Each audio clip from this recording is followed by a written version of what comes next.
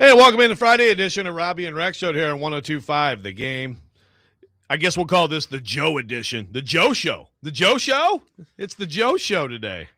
Joe Rexrode here with Big Joe Dubin in for Robby, Ian Safar producing.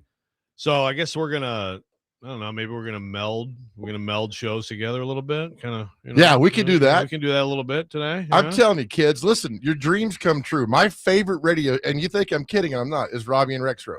The fact that I'm sitting in here with Joe Rexrode this morning for a few hours just makes my day. When Chase was telling me yesterday that Robby needed time off, I was like, I'll do it, 6 to 8. Let me have come in. And Chase like, you sure? I'm like, absolutely.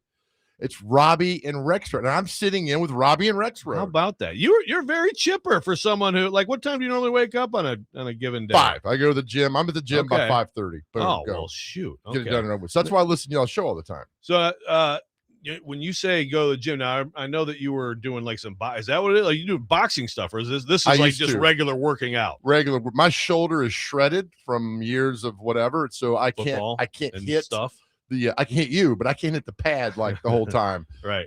So I admitted my workout to other things, but I got to get it done and over with, man. Yeah. I dictate the day. The day doesn't dictate me. Okay. I like that. Yeah. No, I like that. No, I try to, like today, I'm going right after. If I don't go right after the show and just that's it, and then you move on, then it's it. Oh yeah, I'll go at like 4. Yeah. If you go home after work, you ain't and leaving the house, right? So let's go. It's even walking for 45 minutes, and that's good enough. I got to do something. I got to be active doing something. Yeah.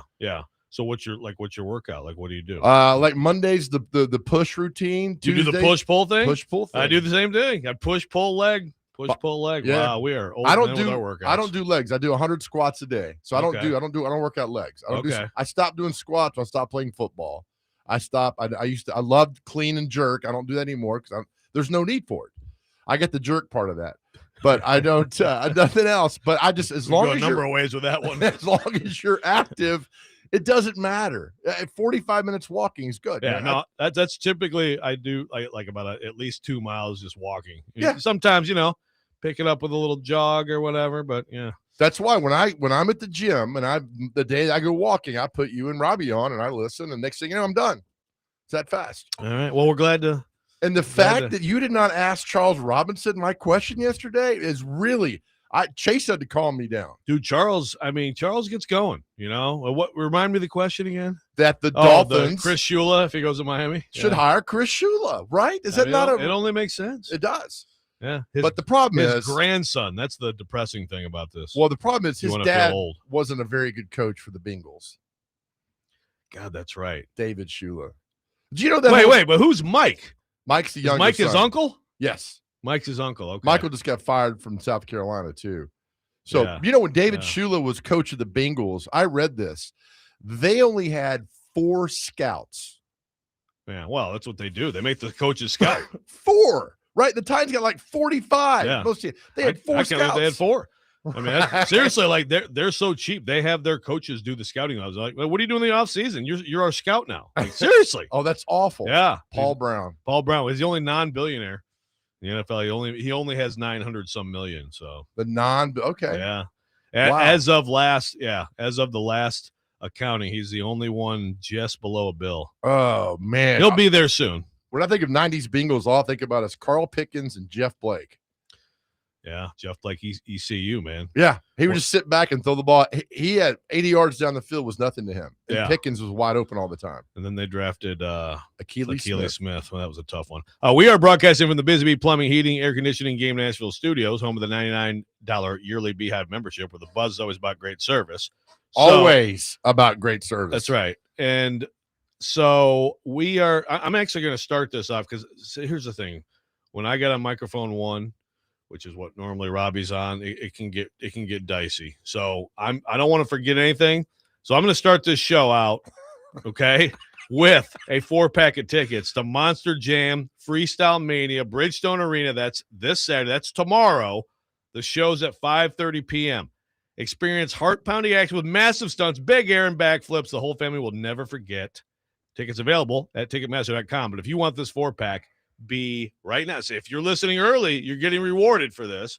be caller 4 is always good. Caller 4 for the 4-pack. So there you go. We are going to, of course, as always, we have TD, Teron Davenport at 8. You're going to be with us till 8. Correct. Then we'll hand it over to TD. We got Pigskin Pick'em later. Robby does have his picks in. But I want it, so we're going to talk Titans coach search, of course. Sure. We have a lot to cut into. I want to get into a little bit of some of this gambling stuff too. And we're going to have a special surprise for the rant that'll be inspired by you. Thank you. But also, I think if we're melding the shows today, then we should I ask you to ask a question of the day. Yeah. Do you want it right now? Do you have one? I do. When do you do it? You do it first segment, or do you wait till the second segment? First segment. Yeah. Get it out there. And we have a sponsor too, which is really cool. Yeah. So I'm thinking I want to be interactive today. We have a lot of great questions. All right, here's the deal. You're going on a trip, right? And you're in a hurry. And every fast food restaurant is lined up. What's your go-to fast food restaurant and order? What is your go-to fast food restaurant and order?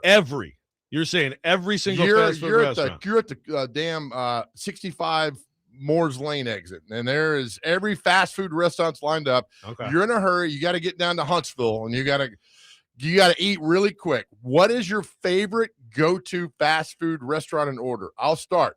Okay. I'm telling you, the beef and cheddar from Arby's is it's like eating solid. It's like eating filet mignon. I mean, it is. I had it last night, and that's why I thought of the question. I left the gym. I'm like, I need something. And there was an Arby's in Hermitage. I got the beef, and it is the best to go order. I like that. I'm a big fan of, and actually it's funny because, I've been told by a trainer, if you're going to do fast food, do Arby's. Like the really? Roast, yeah. Cause like the roast beef set. Now, when you do the beef and cheddar, now but just a regular roast beef for me, I just get like 2 or 3 of those. Is yours Arby's? No. Okay. But I mean, I could hit a lot of these and find. But I mean, you got to pick one. Your favorite fast food. Well, look, I mean, it's timely now because it's just gotten here, but it's got to be In-N-Out Burger. It's a double single animal style. What does that mean? With chilies. You have to hunt down the burger. So a double single is double meat, but not double cheese. Okay. All right. Double single. So double meat, regular cheese. Animal style is the grilled onions. That used to be the secret menu. If you're out in California, you're at an In-N-Out Burger. I've never had it. 20 years ago. Okay. Yeah, you got to try it. It's a great burger. But yeah, that would be like the secret menu. You tell them animal style. Oh, it's the code word now. Like everybody knows it. So that's grilled onions. All right. But with chilies, that's a key. These little peppers they put on it, dude. I'm telling you, man. Hot the peppers. Best burger. It's the best fast food burger you can get. Hot peppers. No, they're not. I mean, they're not hot. They're just they're like. Well, let me ask you this: what did you do before In-N-Out Burger came here? What would have been your choice? Okay, it just showed up here a month ago. Yeah. Well, I'd probably. I mean, my answer would probably be, Chick-fil-A, just like a 12 count with Polynesian sauce. Pretty good, man. I mean, I could go, I have a lot of answers here. You only get one, man. Yeah. So if you're not allowing me In-N-Out, then I'll probably do that. See, Chick-fil-A, we didn't have that in Michigan. We moved down here 10 years ago. What'd you have in Michigan? I don't know. We just had. Was In-N-Out in Michigan? No. I mean, In-N-Out's only been in California until just recently. Okay. And maybe like Arizona, but yeah. No, but we moved down here and it was like, oh yes, Chick-fil-A. But then like they built one where we lived like about a year later, And nice. Now you're just like, it's like the novelty of it wore off, which is probably what's going to happen with In-N-Out Burger. Does Ian have an answer? Ian, you got to have an answer. I'm sorry, I missed the question. So did we. You had one. You're only going on a fast. You had to go to Huntsville, right? So you got to stop. You're hungry. Every fast food restaurant's lined up. Where am I stopping? You can only stop at one. What's your go-to fast food restaurant and order? Oh wow, that's tough. I'll have to think about that during the break. All right. When I lived in Hawaii years ago, Jack in the Box was huge in Hawaii, in the West Coast. Okay. That's also when they had people died eating Jack in the Box on the West Coast. Died? Early 80s, yes. People like in Oregon and Washington, they died. Some kind of E. coli. E. coli? Yes. Killed them. And they stuck around because we were like, oh, that's on the mainland. It's not going to bother us out in Hawaii. And then so I was like, nah, I'm good. I'm not going to eat Jack in the Box anymore because it was only in the West Coast. Yeah. Then it finally made its way across the country, and now it's disappeared again. So I had no idea. Jack in the Box killed people. That's very wow. So go to the text line, Joe Rexrode. Okay, the text line driven by WilsonCountyHunted.com. Yeah, I've got a Zaxby's and a Cookout so far. I mean, we're doing a lot of free advertising with this question. Your question here is, I'm just saying, like I try to do like the interactive, no free ads. We need interaction. So there you go. What is your, if you have your choice of the place, but also neither of you gave us your order, by the way. So, but if you have your run of any place, what is the place? What is your order? And also hit us up on the phone or text on driven by WilsonHunting.com, 615-737-1025. We want to talk about the Titans coaching search, which is what we are going to get into next. I want Big Joe's thoughts. I want Big Joe's analysis. And apparently there's going to be a 5. There's going to be a 5 finalists. Who should those 5 finalists be? We'll get into all that. Robby and Rexrode, 102.5 The Game.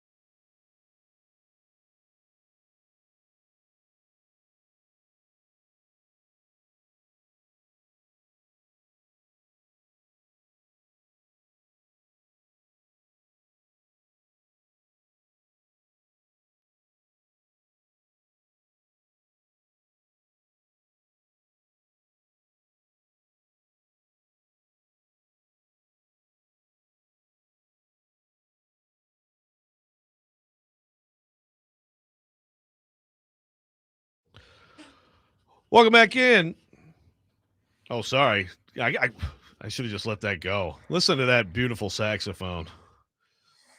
So you're saying Big Joe, the Glenn Fry It'll be Sunday, 10 years passed Sunday, away. 10 years pass away. I thought it was the 16th. It's the 18th. Okay. Who was in the single greatest episode of a television series. That's the Smuggler Blues episode from Miami Vice. And this song, this is You Belong to the City. That's all. It's from the season 2, episode 1 of The Prodigal Son of Miami Vice when Tubbs returns to New York City. Wow. Nice. Great show. And Smugglers Blues and You Belong to the City. Were those both for Miami Vice? Or yes. Maybe one? Both. Something for a movie? Some movie soundtrack. That was too, The Heat Is On was from Beverly Hills. The Heat Is On is okay. There we go. Yep. There we go. Yeah, Glenn Fry had a good solo career, man. Along with obviously being in the Eagles. He did. Him and Henley kept the Eagles spirit alive through the 80s and early 90s. Yep. Henley had a great solo career too. So that's crazy that it's been 10 years. Welcome back into Robby and Rexrode, 102.5 The Game. Big Joe in for Robby. So a lot of things that I want to ask you on the Titans coach search. So first of all, the fact that Harbaugh, the whole Harbaugh thing, I've seen, this reflects well on the Titans because they at least had a chance. They were in there. They were prepared to go fly and, which and Karski pointed this out, and I would tend to agree, which I don't think they're flying there and then all of a sudden be like, hey, would you take $8 million? I know they're giving you 20, but would you take 8? Yeah, what do you right. think, buddy? Like, to me, I think that represents seriousness on their part. So, but obviously they don't get him. He was never coming here. He was never coming here. Look, who's his father? Jack Harbaugh. Right? Longtime coach, right? Yep. Historic coach. Brother's a coach. They're all about nostalgia, tradition. Being the head coach of the Giants sounds so much better to them than being head coach of the Titans. Yeah, but I mean, you say nostalgia, but I mean, he was head coach of the Ravens. Which that was his first job. Well, because he was with the Eagles as a special teams coach. Sure. Do you know where Harbaugh's last college coaching job was before he went to the NFL? I don't remember him in college at all. Indiana. Okay. He was a coach at Indiana, then went to the pros. Listen, being for the Giants just sounds, you're in New York. It's the Giants, right? You don't want to be in Tennessee. You just don't. I mean, you don't look at, you don't want to be here. Well, and that's the thing. Good. You don't want to be here. Don't be here. They've already got their coach in mind. And I have this bet with Chase, Joe. They're interviewing like 19 coaches. And I promise you, Borgonzi or Amy Adams is going to sit on that podium and say, hey, we had a lot of interest in this job. We interviewed a lot of people wanted this job. He's going to say that. When in reality, they've had their man for 2 weeks. They've had their man for 2 months. It's Matt Nagy. We know this. Okay, so hold on. Okay. So, okay. I don't know this. You think you know this. Absolutely. Okay. It's Matt Nagy. So if they don't hire Matt Nagy, what are you going to say? I'll be shocked. I'll be shocked. Why do you think that so you think, look at all these candidates they have who are good candidates. And you could argue, I mean, I would argue there's some better candidates than Matt Nagy. Oh, I agree. Why are you over there operating it under anything other than I need to save my ass and hire the best coach possible? Because you're friends with Matt Nagy? Why? Because you think he's a good coach. Well, okay. Because you've been in these rooms with him. You've been in these players' rooms, these coaches' rooms, these offices, these board. I mean, Borgonzi wasn't that your paper that wrote the article about Borgonzi and Nagy being tight? Uh-huh. Yeah. Yep. I mean, you look at it. He's not talking about Mike McCarthy. That's his guy. Relationships. Yeah. I don't think that that's nothing. I mean, I think that that's a factor. I think that that's part of why he's a serious candidate. But the idea that this is all you're saying this is a ruse. This is all a ruse. They're not really interviewing these people. They're not open to, oh wow, actually this Mike McDaniel guy I think is they hire Mike McDaniel. Gotcha. Well, whatever. Yeah. You put in whatever. So name you want. interview 2 candidates and you hire one. You're like, well, that wasn't an exhaustive search. It's all the PR nightmare. It's all the PR, whatever you want to call it, game that they're playing over there. And that's what they're going to do. They got Matt. I'd be floored. Now, for me, if you came to me and said, Joe, who would you hire? I've got 1A, 1B. I love Robert Saleh. I think he's insane. I think he's a badass. I think he would bring this really tough structure to the Titans, which they need. The Callahan thing was a disaster, was a joke. He was a joke. Get out of town. I need a hard ass, and that's Robert Saleh. Then you hire. I like Robert Saleh. Then you hire your coordinator, defensive coordinator, and you go from there. But you need a CEO, right, for the football team. I don't want you calling plays if you're Robert Saleh. You worry about that. No, yeah. Now, 1B to me, I like Art Smith. I really like Art Smith, mainly because he knows my name. But I just think he's a creative mind who's been here. He knows the nonsense of the front office and all that. That's the guy. But I think Nagy's the guy. And so, I asked, Tim Hasselbeck today about what if Andy Reid's going to retire and says, hey, you're my coach in waiting. And Tim Hasselbeck informed me you can't do that in the National Football League.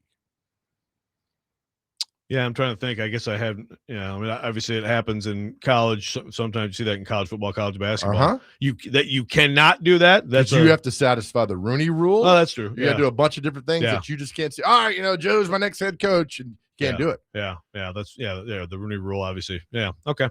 Well, I mean, look, I think Nagy is. I don't buy that. Like, this is just PR BS. I mean, again, if you're Mike Borgonzi and these people, like, you have to get this right. You have to get this right. Joe, who are they bringing There's in? no option other than getting this right. Yes, there's more trust and more trust and knowledge of Matt Nagy, but also, like, there are questions about Matt Nagy, which are very fair. Sure, they're all questions. Who are they bringing in Sunday, Joe? Let's see. Kaharski here. Former Arizona coach. Well, yeah, they're bringing in. But do you think Jonathan Gannon has a chance? No, in hell. No. Then why are you wasting my time? Because several of these candidates could become your coordinator. That's exactly what those are. Then tell me that way. Well, but whatever. Don't tell me you're not going to be a head coach. Yeah, it satisfies these guys and their agents. Oh yeah, he interviewed for this head coach, right? So that's all PR, right? But yes, that's a PR thing. But yeah, but these are real right? coaches. No, but these are real coaches that they could become. Jonathan just Gannon like ain't coaching here. Mike McDaniel. He might be your DC. What would the reaction be from the fan base if Mike McDaniel got the coaching job here? Head coach. I think he's my number one now. What? Yeah. Do we drug test here? What is going on? So you just need a football guy, big guy who hits people. Yeah. Why do you think Mike McDaniel? He had no structure in Miami. What are you talking about? Zero. Based on what? The players. No, that's not true. They talk about all that. No, that's not what I heard. Did you not read that half the guys don't show up for meetings? They had I got to go do with my kids. Oh, you go take your family stuff. Don't worry about practice. That's what people say about Vrabel, and it's amazing. Vrabel's a hard ass, but he lets us go do this or that. That's what everybody says about him. You're not missing practice. I mean, read the Miami, but it was a disaster. I saw a guy saying he's a great leader. There's no BS with him. My Joe. Okay, here's Kaharski. Here's the upcoming schedule. Dayball today in person. Mike McCarthy tomorrow in person. Gannon Sunday in person. Again, now Gannon, maybe he could be our DC.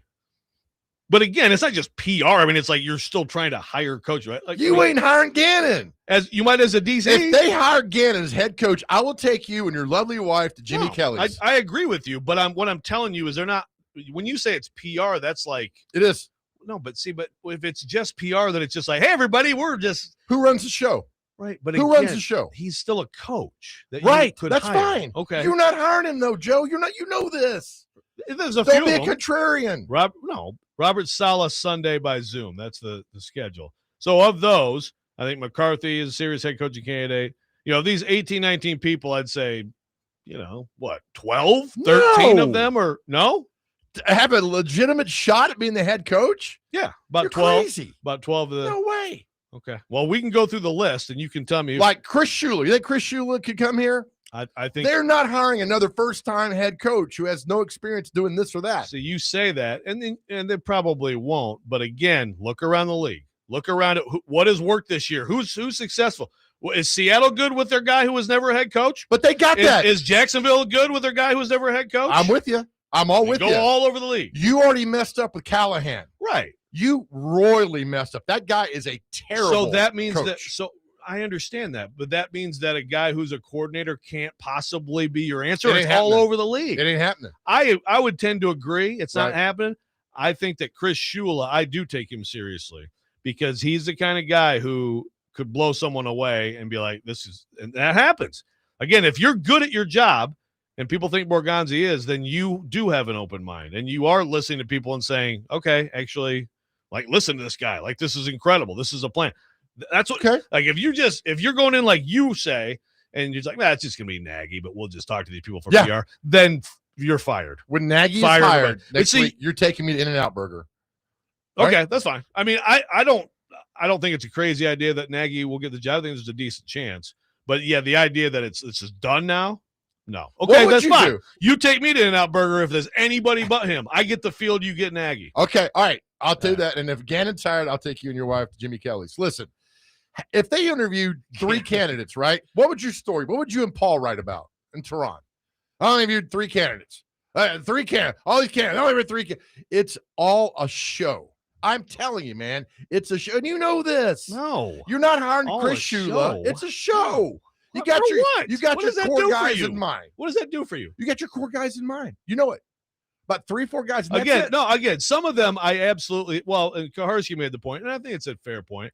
You know, the more you do, this is an Al Davis thing.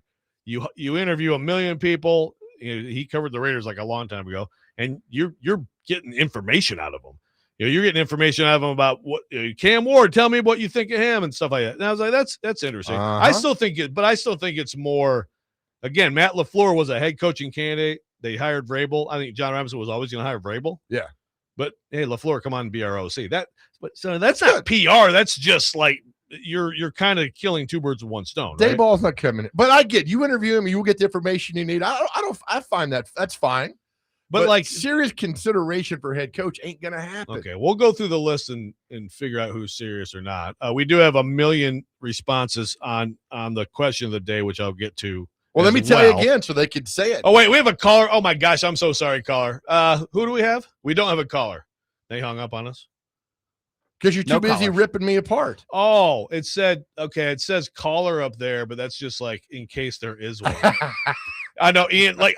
Ian, I'm basically like that guy who's like, hey, go fight yourself, Nashville, if it's on the teleprompter. So there we go. Again, our question today is, if you're in a hurry and you have one fast food place to stop, where are you stopping and what are you ordering? There we go. All the fast food places, what are you stopping and what are you ordering? What you go to? We'll get to some of your responses on that and the coaching search when we come back. Robby and Rex Show 102.5 The Game.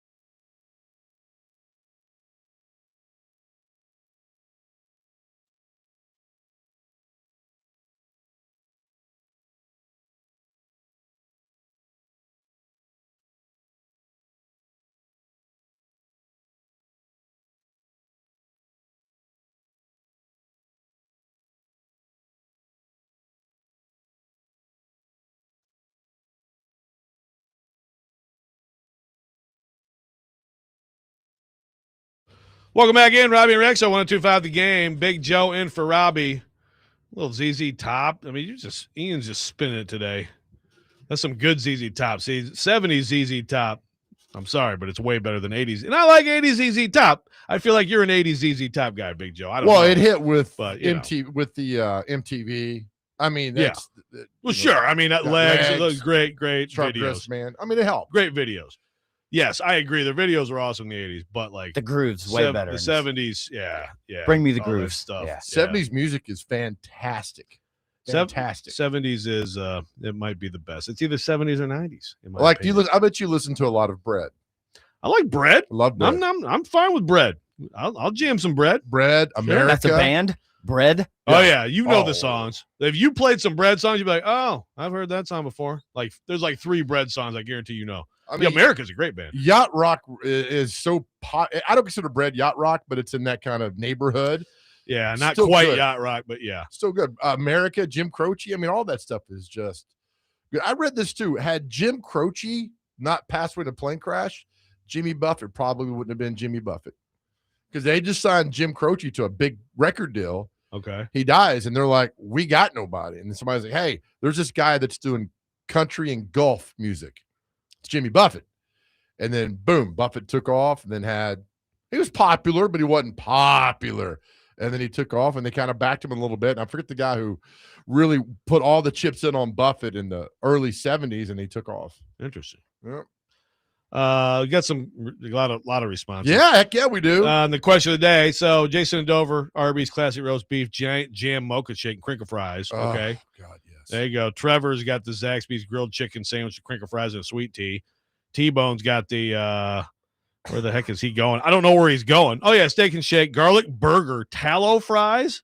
Steak and shake's getting all. I didn't know. Are they getting all fancy? I mean, they got those, but the problem with steak and shake, it takes forever to get an order. I got to be in and out, and not. I need got to move along. That's the thing. Fast food, and we could get into the nuances here. Like to me, like Five Guys is not fast food. That's like whatever, fast, casual, whatever the heck you want to call it. It's not fast food. Yeah. You're correct. Lisa and Dixon wants to know though, Big Joe, are you curly, crinkle, or potato cakes? Crinkle. Right? We're crinkle fries are good. Curly fries are the best. Yeah, curly fries. You got to go curly, just right? I mean, you can't eat just one. You got to eat 1,000 of those. You got to go curly. Chase and White Blood's got the Chick-fil-A. Number 2, Chick-fil-A sauce, spicy chicken sandwich. Okay. And, So, beer drinkers and Hellraisers, David and Paris. So, on the Jared from Spring Hill is, he says, I agree with Jose Grande. They're trying to win back some fans by acting like they were going for Harbaugh. Come on, dude. I don't think you believe that. Win back fans? Yeah. So, in other words, going after Harbaugh was just a fake. It was just a total fake, just to be like, "Hey, fans, we're serious." You believe that? Not at all. Okay. I mean, they shot their shot Jared for from him. Spring Hill. Yeah, like you believe they wanted Harbaugh. Of course, he's a top candidate. You got to make it Well, look like yeah. Well, you're the one telling me that Nagy was decided 2 months ago. I think so. But then Harbaugh, how were they going after Harbaugh? Harbaugh was thrown out there a week ago. They had no idea John Harbaugh would be there, and then there he is. Okay. So, in other words, you are giving them credit for at least being able to have an open mind and be like, yeah, because he's a do this. legitimate candidate. Well, dude, you're telling me that none of these people. What kind of look would it be, Joe, if they didn't interview John Harbaugh? Like, what are you doing over there? What are you doing? Okay. You had to interview him. Okay. So, what do you think that they really wanted him or not? Yeah, I think they did. Yeah. So you're telling me that none of these other candidates could be taken seriously by the Tennessee Titans? 0. Come on. Well, I mean, there's maybe 3. Okay. You're not hiring Dayball here. Okay, and I'm telling you, fan reaction. Don't give me Dayball. Don't give me Gannon. I'm talking. You're not about hiring Mike McDaniel. You're not Jason Garrett. Now we had Babe Laufenberg on our show last week, and him and they're tight. He said Jason Garrett developed Dak Prescott to where he is now. And I'm like, okay, not bad. All right, I get that. Yeah. But you don't want him as a head coach. You don't want Jason Garrett as a head coach of your Tennessee Titans. You don't. Yeah, I mean, he would not be high on my list. I've heard TD made a good I guess defense of him, and I was like, yeah. I mean, it's just the time away. But he's done some good things as a coach. Yeah, yeah. It's been a while. Okay, but I believe that Saleh could get this job. Love it. Give it to me. I believe McDaniel get the job. I believe Kevin Stefanski absolutely is a serious candidate for this job. You don't think Kevin Stefanski is a serious candidate for this job? Not at all. Why? He's not. He's just not. He's not. Okay. How do we know how good of a coach he is anyway? At Cleveland, I mean, he won Coach of the Year once or twice. But you once win, or twice. You win 7 games. Hell, you're Coach of the Year at Cleveland. Well, that's not what he did when he won Coach of the Year. He won a lot of games both of those years. Okay. I just don't. I think there are better candidates than him. Okay, fine. Well, I'm not asking you if you think that he should get the job, but I'm asking you if you think he's a serious candidate. I mean, it's got to be a serious candidate. All right, so I'll give it to you. Okay. So we know that, yes, there are some throw that person in, Gannon, Dayball. I think McDaniel, I think some people think what you think. Maybe as a CEO, he, it was a little bit too fast and I'm all about him calling plays. I think him and Cam Ward would be fantastic together in that role as a coordinator / quarterback coach. Brilliant guy, just not a head coach. It's okay that you're not a good head coach. It's okay. Yeah, I'm just not sure that he isn't. I hear that. I've heard contrasting things on that. It's just like Stefanski. You can hear, like TD's like all the way he handled Shedeur. I'm out on him totally. Then I hear people. I mean, we had Dana Rossini on this week. She's like this incredibly smart, great person. Why did somebody snagged him then? Why didn't Arizona said, I want Stefanski? Dolphins, give me Stefanski. Atlanta. I mean, why have that? Well, first of all, I think there's only 2 teams that have even gotten to the point where they can hire someone. You do have to go through the process, including the Rooney Rule. So I think someone will hire Kevin Stefanski. I wonder how Stefanski would have. He started out 11 wins his first year, won a playoff game. Was that with Baker Mayfield? Yeah, I believe so. But then, who brought in? Whose idea was it for Watson? He gets the pass, and we've asked Charles this. He gets the pass on Watson. Whose idea was his that? fault? Was that if that was Haslam's idea? Had to be. I think it was driven by Haslam. I mean, as a coach, that is a disaster. Oh, I'm with you. And you can't control that. So then they're like, hey, Joe Flacco, I know you're sitting there watching Days of Our Lives, but can you just try? We just got to have some human, meat shield out here who can play quarterback. And they go to the freaking playoffs. 11 wins that season too. There's again why he won Coach of the Year that year. Yeah. I'm just saying, man. Was that 24? It's been last year? No, that would have been 23. 23, okay. I mean, you're talking about a lot of stuff that's not his fault.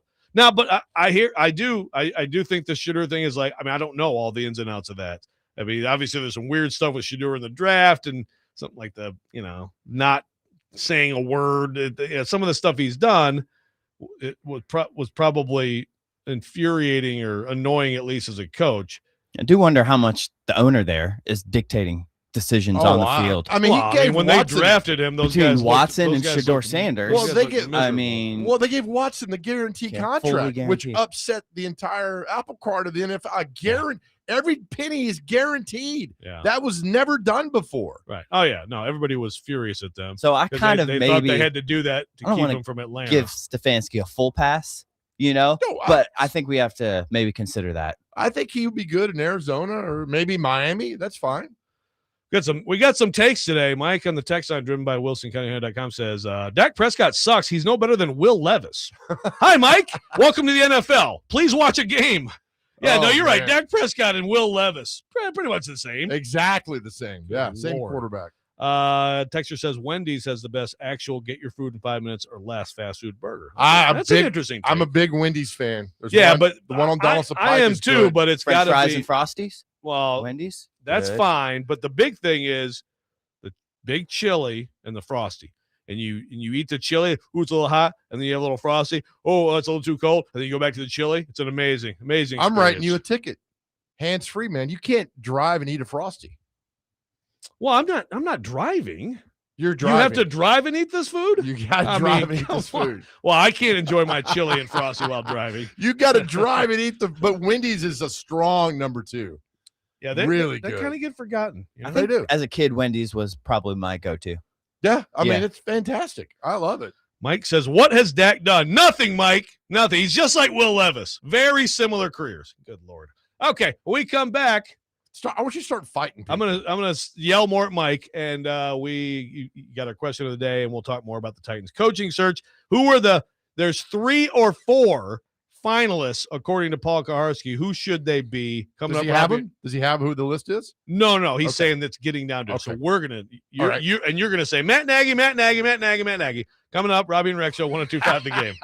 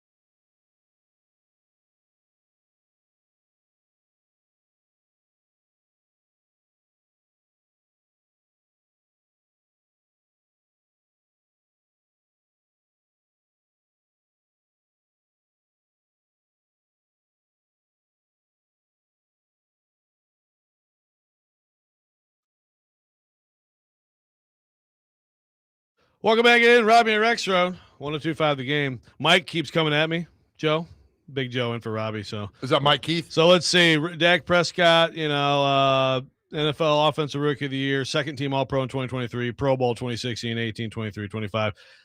Led the NFL in passing touchdowns in 2023. Let's see. Yeah, how many 4,000-yard seasons, winning, how many wins. He's like, stats doesn't make you a good quarterback. If that was the case, LeBron James is a go. So apparently, Will Levis equals Dak Prescott, and LeBron James equals who does LeBron James equal? Like Vandy's backup point guard? Like, okay, all right, Mike. All right, I'm done with this one. Keith says Wendy's has Cinnabons now. Did you know? Oh, this? I did not know that. They do have 4 egg and cheese biscuits for like $5. It's a great deal. It's a great deal. Interesting. Yeah. We're doing a lot of free advertising for local fast food. Okay. Well, not local fast food. This is a for very fast interactive food. question. Yeah. Somebody was really adamant about Cookout.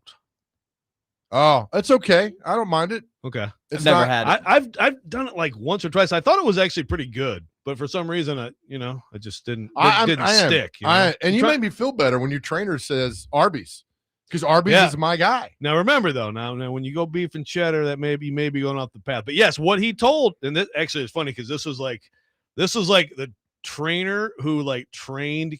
He like Katie and I both went to him to go to the gym like for a few months before our wedding. Okay, this is like a long ass time ago.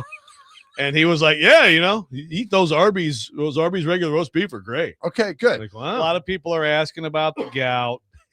What about, do you put horsey sauce on your roast beef?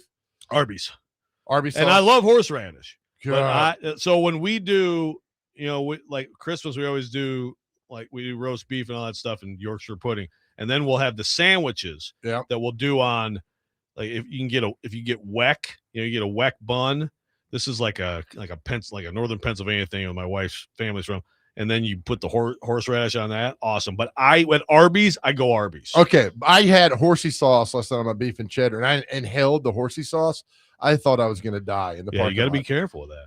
I thought it was like, oh my gosh. So I had to calm down and get out of the car. 10 degrees. I was like, never again getting that much horsey sauce on my roast beef. But it was just, it was a go-to, and it felt good last night. The beef and cheddar felt good. It's good, man. I mean, I'm with you. Texter says, just got in the car feeling good on Friday, and I hear both Joes on the radio. It's going to be a good day. You guys should have a barbecue or something for charity where people could bring some beers and just shoot the bull. It would sell out. Okay. All right. I'm down with that. Barbecue, beers, charity. Yeah, I don't do pulled pork though. I think pulled pork's disgusting. What? Yeah, the takes in 1 hour of this show, the takes flying around today are. I don't pulled pork. It's the easy cater. Like, we got pulled pork. I'm like, I don't want that. Give me like ribs or chicken. Right? I'll take that. Okay, I'm not doing like pulled that. pork. It's like, bleh. I'm not doing it. Okay. Well, fine. We'll do ribs. Okay, we'll do ribs. I don't know what to do with it. Somebody's going to cater. We're not doing this. I do like to. I will make a mean broccoli salad for you. Cookout soft serve milkshakes are to die for. The Zaxby's house salad, texture says, not really a salad fan, but Zaxby's makes the best salad. I have had. I think it was like the Asian chicken salad there. It's pretty good. How are you going to eat that driving though, dude? This can't just be driving. I don't remember that as a stipulation. I told you you're in a hurry. You got to go through your fast food place. You're not eating if you're eating a salad look, I drive with my knees all the time when I'm eating like something. Oh, good. My brother was the best growing up driving with his knees. I mean, it was amazing watching him do that. I'm like, I want to do that one day. And so I was able to do that. But no, you're in a hurry. You're in a hurry. So you got to stop by. You're not eating chili from Wendy's. Although it's really good, you're not eating that on the road. And if you are, God bless you. I do sometimes. Like I've done the chicken. But then you get like the Polynesian sauce. And I put it in the middle, and so then you're like trying to dip while driving. It's a little bit dicey. That's all right though. You're doing a good job at that. YouTube chat. Jared says we got to stop at the food talking about the gym. Eli says Culver's double cheese butterburger with cheese curds. That's a strong entry. Yeah, that's a strong entry. K Dodd says this show is going to lead to gout. The show is sponsored by gout. A lot of gout talk today. Do you have maybe someday you could be like me and get gout? Oh, good. Let's get into the gout discussion. Do you have it a lot? I mean, I've had 3 attacks this year. 3 attacks in my life. Oh, okay. 2019, 2022, 2025. Every 3 years I get an attack. It seems I think I have a foot. The way you talk about it seems like you have it like weekly. No, but just because first of all, because Kaharski just loves to talk about it because he'd rather talk about my ailments than his ailments, of which he has many. But no, probably just because the stuff you have to avoid. It was bad this summer. It was the worst it's ever been, and it wouldn't go away. So, but yeah, it's just like you have to avoid. You have to avoid red meat, you have to avoid beer, and you have to avoid shellfish. I mean, I love all 3 of those things. Oh, okay. I know when I had it, the doctor said, you've got gout. I was like, ew. He's like, it's the worst sounding name for a simple problem. It's just, it's a type of It arthritis. sounds terrible. Like, oh, you got gout. I didn't know that you were a fellow member of the gout club. And That's I'm like, it's not like I got gangrene. I mean, it's gout, right? It's gout. But And it kind of sounds like It sounds like you have something wrong with a limb. Yeah. So our man Greg Pogue gets gout like on the hour. He and I have talked about the gout. He brought in some medicine some days, like, here, take this, and it was expired by like 4 years. Allopurinol, probably. And I was like, he's like, take it, and it worked. It worked. I mean, like within the hour, it was amazing. But it expired 4 years ago. Yeah, it's fine. I'm sure. I'm sure you're okay. But it was gone. But it is an awful, awful pain. Yeah, that's bad. It's bad pain. Now, Greg and I have talked about it, and he's telling me like all this healthy stuff he ate, and he still got gout. I'm like, man, that's tough. A quick story. We had Rob Schneider, and I got the picture on my phone. We had Rob Schneider in studio, and Greg had gout. And then Rob Schneider was like, I got a cure for that. And Rob Schneider, and Greg still got the thing. I got the picture.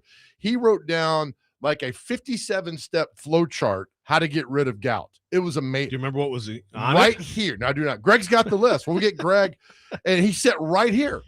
Rob Schneider did and wrote everything down. It was this holistic, organic approach to gout. It was fascinating. Wow. Just do this. You got to do this. You got to do that. You got to do that. And then he explained gout in a whole. I was like, oh my goodness. I had no idea. I'm learning a lot about gout and people who know about gout. Someone's asking you about pulled chicken. You okay with pulled chicken? I think so. Okay. If I can pull it myself. Hey-o. Oh boy. We're already talking about the lift. I don't clean mind and jerk. I don't mind pulled chicken. I don't mind. Okay. So you just hate pulled pork. Yeah, Interesting. That's what she said. Gunner says brisket. Yeah, brisket. Well, I mean, I like brisket better. I agree. I mean, pulled pork is, but I mean, it's the easy way. It's a lazy way out. Yeah, but it's still good. You like pulled pork, Ian? I eat it. Yeah. Yeah. That wasn't. I mean, I love it, or I don't love it. Thank you. But I like it.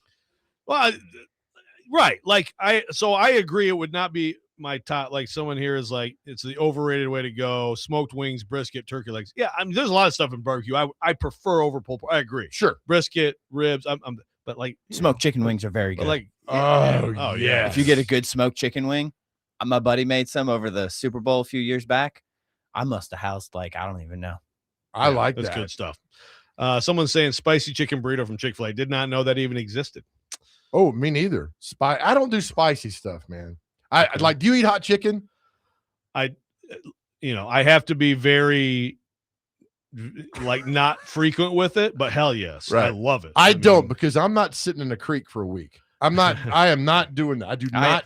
I top out at medium. I don't go. I don't even do that. Medium's a good spice. I'm with you. That's what I do. But I do medium. Like but that's still hot. Like if you go to Prince's and get medium, it's hot as hell. Oh, hell yeah. Awesome. It's like amazing. My brother's got an iron stomach. He puts Tabasco on top of the hottest hot chicken. And I'm like, you're going to die in front of me. I can't do that. I cannot do any of that. Texter says, who would have thought the Joe and Joe show would turn into a medical advice show about getting rid of gout?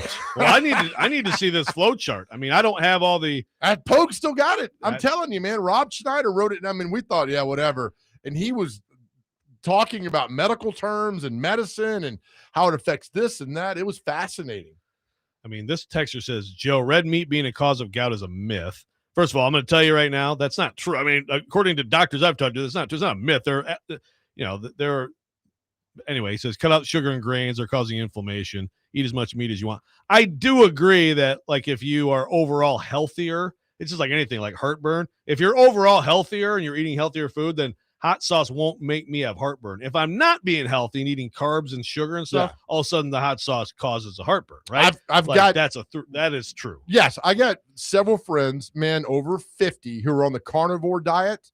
Yeah, never been as healthy as they are right now. Yeah, you need all that stuff because you don't have all the carbs. It's not sticking to you with all the carbs. Right? They're like, what about cholesterol?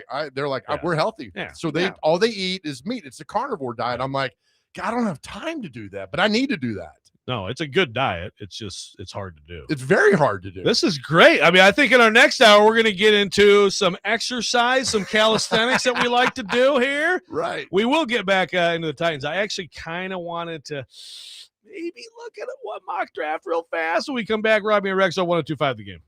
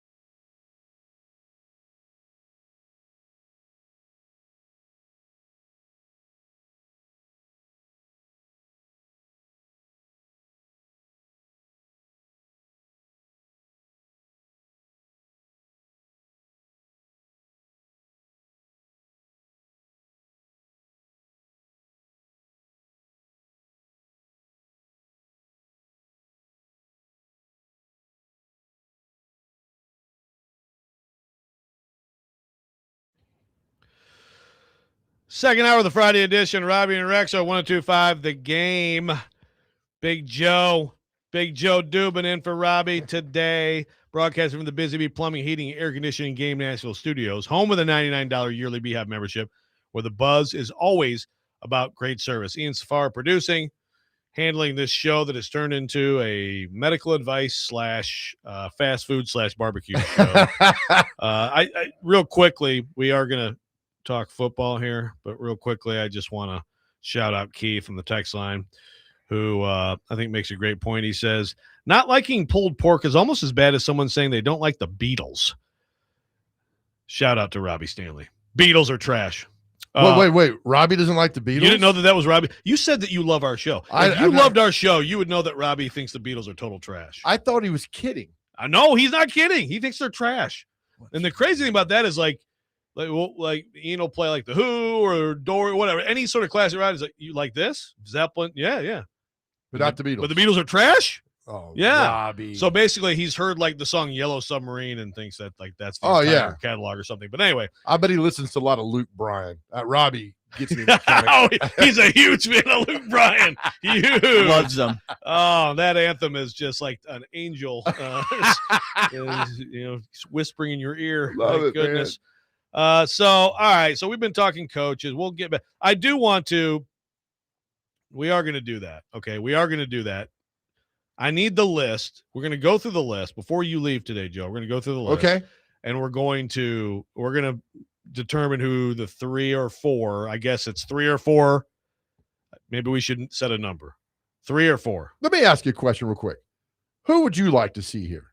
Who would Joe Rexrode hire in Nashville? I've been big on the Saleh train for a while because I think he's good. I think he's proved it. Could he just be one of those guys who's a great coordinator? It's possible because it didn't go well with the Jets. The Jets of all places, I give people a pass. Quarterbacks, coaches, anyone who works in any aspect of that organization. And Rodgers was allowed to bring in a lot of his guys and dictate how a lot of things went. And Woody Johnson's an idiot. So Saleh's been on record, I think, saying, if I do it again, my way. Yeah. So, but I will tell you, like, I am pro Stefanski. And I think right now, I am. The more I think about Mike McDaniel, I think that a lot of stuff down there, maybe you're right. Maybe he didn't have control. But again, I've seen the opposite opinion on that too. Tua's not good. Tua's hurt. Uh-huh. You look at what they did in terms of results, despite all that stuff. I think he is actually one of the guys in this league who actually is. Like he's an innovator, again, like you look at the stuff he does in the run game, you look at like just what they've done with their offense. Like this year they do this. I think it was this season, maybe last season was that cheat motion stuff. I mean, he invented that, and then the whole league copies him with that. Again, sometimes people they don't stay at that, but I think that's a little bit like McVay, Shanahan. I know he's from that tree. I think he's a really, really smart guy. You might talk me into it. All right. You might. I mean, I'm sitting down. I mean, I'm just so he would definitely be among my finalists. I need the full list. Do we have the full list anywhere? I just don't want to miss anyone.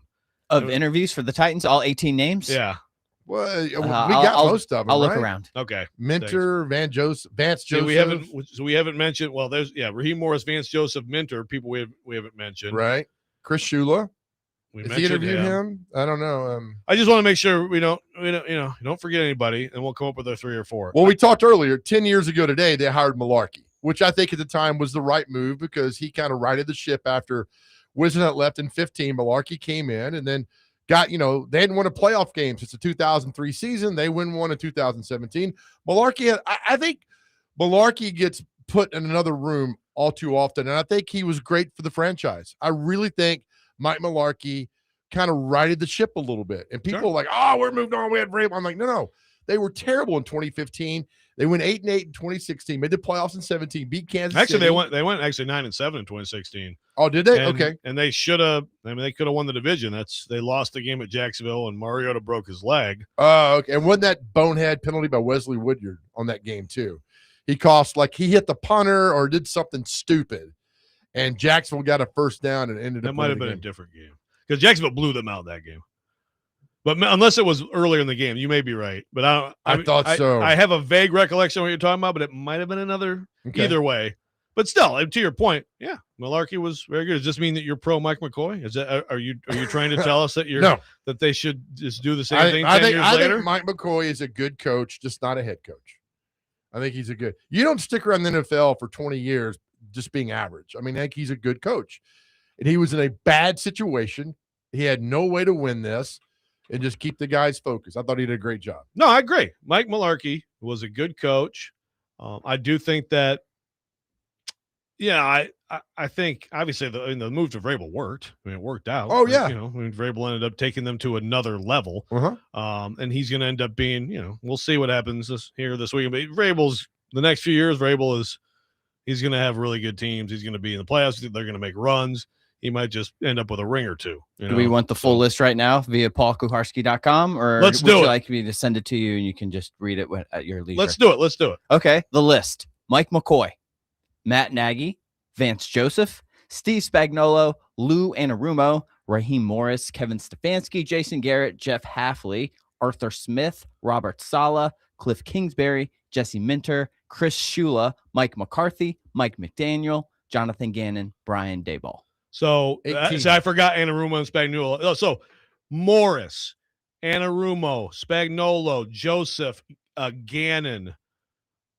Those are guys that those are head coaching interviews this could be our DC, depending on which way we go. I'll give you that. So there's 5. And so, there's probably 6 or maybe 5 or 6 that are like, but look, Mike McCarthy, to me, absolutely should be a serious consideration for this job. So who's your pick 4? Your 4 finalists. Even though you think Matt Nagy's already been hired, they have a secret contract, according to you. Can I put Matt Nagy in this? Well, I would hope so. Matt Nagy's number 1. So wait. Who I want? No. Who you want? Oh, who I want? Okay. Yeah, who should be the 4 finalists? Robert Saleh. Okay. Big Robert Saleh fan. Art Smith, number 2. Matt Nagy, number 3. And I'll give me McCarthy at 4. I need the prerequisite. You got to have head coaching experience. You remember when Vrabel took the preseason game off and let the DC call the game? What was that guy's name? Terrell Williams. Yeah, Terrell Williams. Williams, right? Well, he was a D-line coach. Yeah. Yeah, and they set up the game. How was? He's like, oh, it was exhausting because all things going on. Oh, I got to take care of this. He goes, I didn't even know when to throw the red flag. I had no idea. So I don't want you learning on the job like Callahan. I want somebody who's been through the fire and says, I know when to throw the red flag. I know when to do this. I need somebody who's been there. Okay. And those 4 have been there. And that's only my prerequisite because we're not going to go through another situation where a guy has no experience. It's not going to happen. Okay, I'm going to argue with that point in a minute. But okay, so I just want to make sure I have it right. Nagy. So you still like Nagy. He's one of your 4 finalists. He's 3rd. It's Saleh, Art Smith, Nagy, and Mike McCarthy. Yeah. So Art Smith does not make my finalist list, and I like him a lot. Well, I like him a lot. I think that the he's been here thing, I think it's kind of overrated. Great, he's been here. He was here when things were awesome, and Amy was like, "Hey, yay!" You don't think that plays into Amy's decision? But I'm saying who should be to get the job. I know. It's okay. All right. Okay. Well, cool. She's the owner, by the way. So for me, I mean, I think, yeah, I'm aware. Thank you. So to me, Mike McCarthy, Mike McDaniel, those guys are both in my final 4. Saleh is in my final 4. And who's this one? Yeah, I mean, I just say Art Smith. No, it's not Art Smith. I mean, I guess Nagy. Like, I don't hate the idea of Matt Nagy. I hate the idea that you have that it's just a done deal because he and Borgonzi are buzzy. Your paper wrote the story 2 weeks ago. Well, their tight relationship. It's not a paper, but yeah, Dan Pompey. Yeah, right. He wrote the story about Nagy, and yes, Borgonzi. He helped Borgonzi interview. So what? They're tight, man. I understand that. Mike Borgonzi's ass hangs in the balance on this coaching hire. Yeah. So he's going to just go with his buddy? He believes in him. He believes in him. Yeah, but again, you're just presuming, man. You don't know. First of all, nobody knows. Well, right. Even your boyfriend Kuharski doesn't know. By the way, You look, I'm telling you, you look exactly like Shane Gillis, and it kills me. Every time I look at you, I see Shane Gillis. I'm expecting you to say Bud Light, but you look like Shane Gillis. That's just no, that really makes me feel good on a Friday. I mean, I'd like to be funny like Shane Gillis. I don't want to look like that, Emmer. I tell you things that Robbie's afraid to tell you.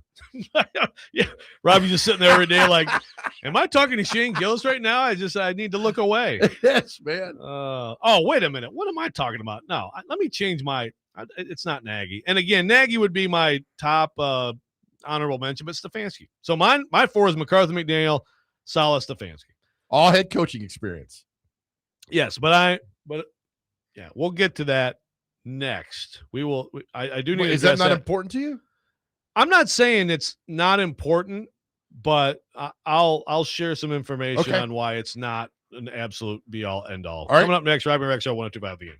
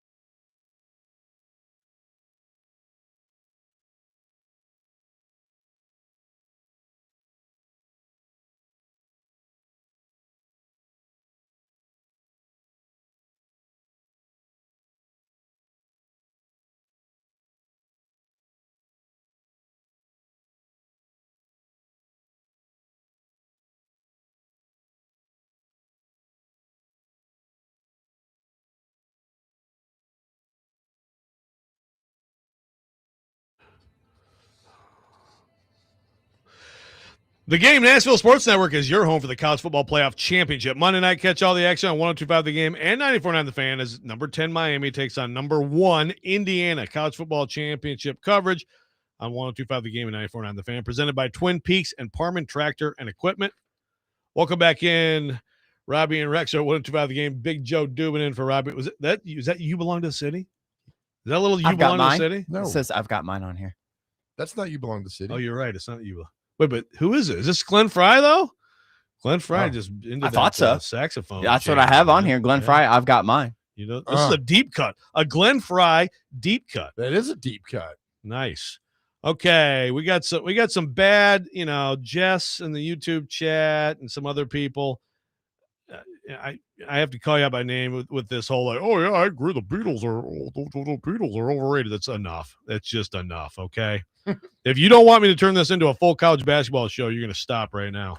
Oh, can we talk a little historic college basketball? Ooh. I want to something I'll tell you real quick. Okay.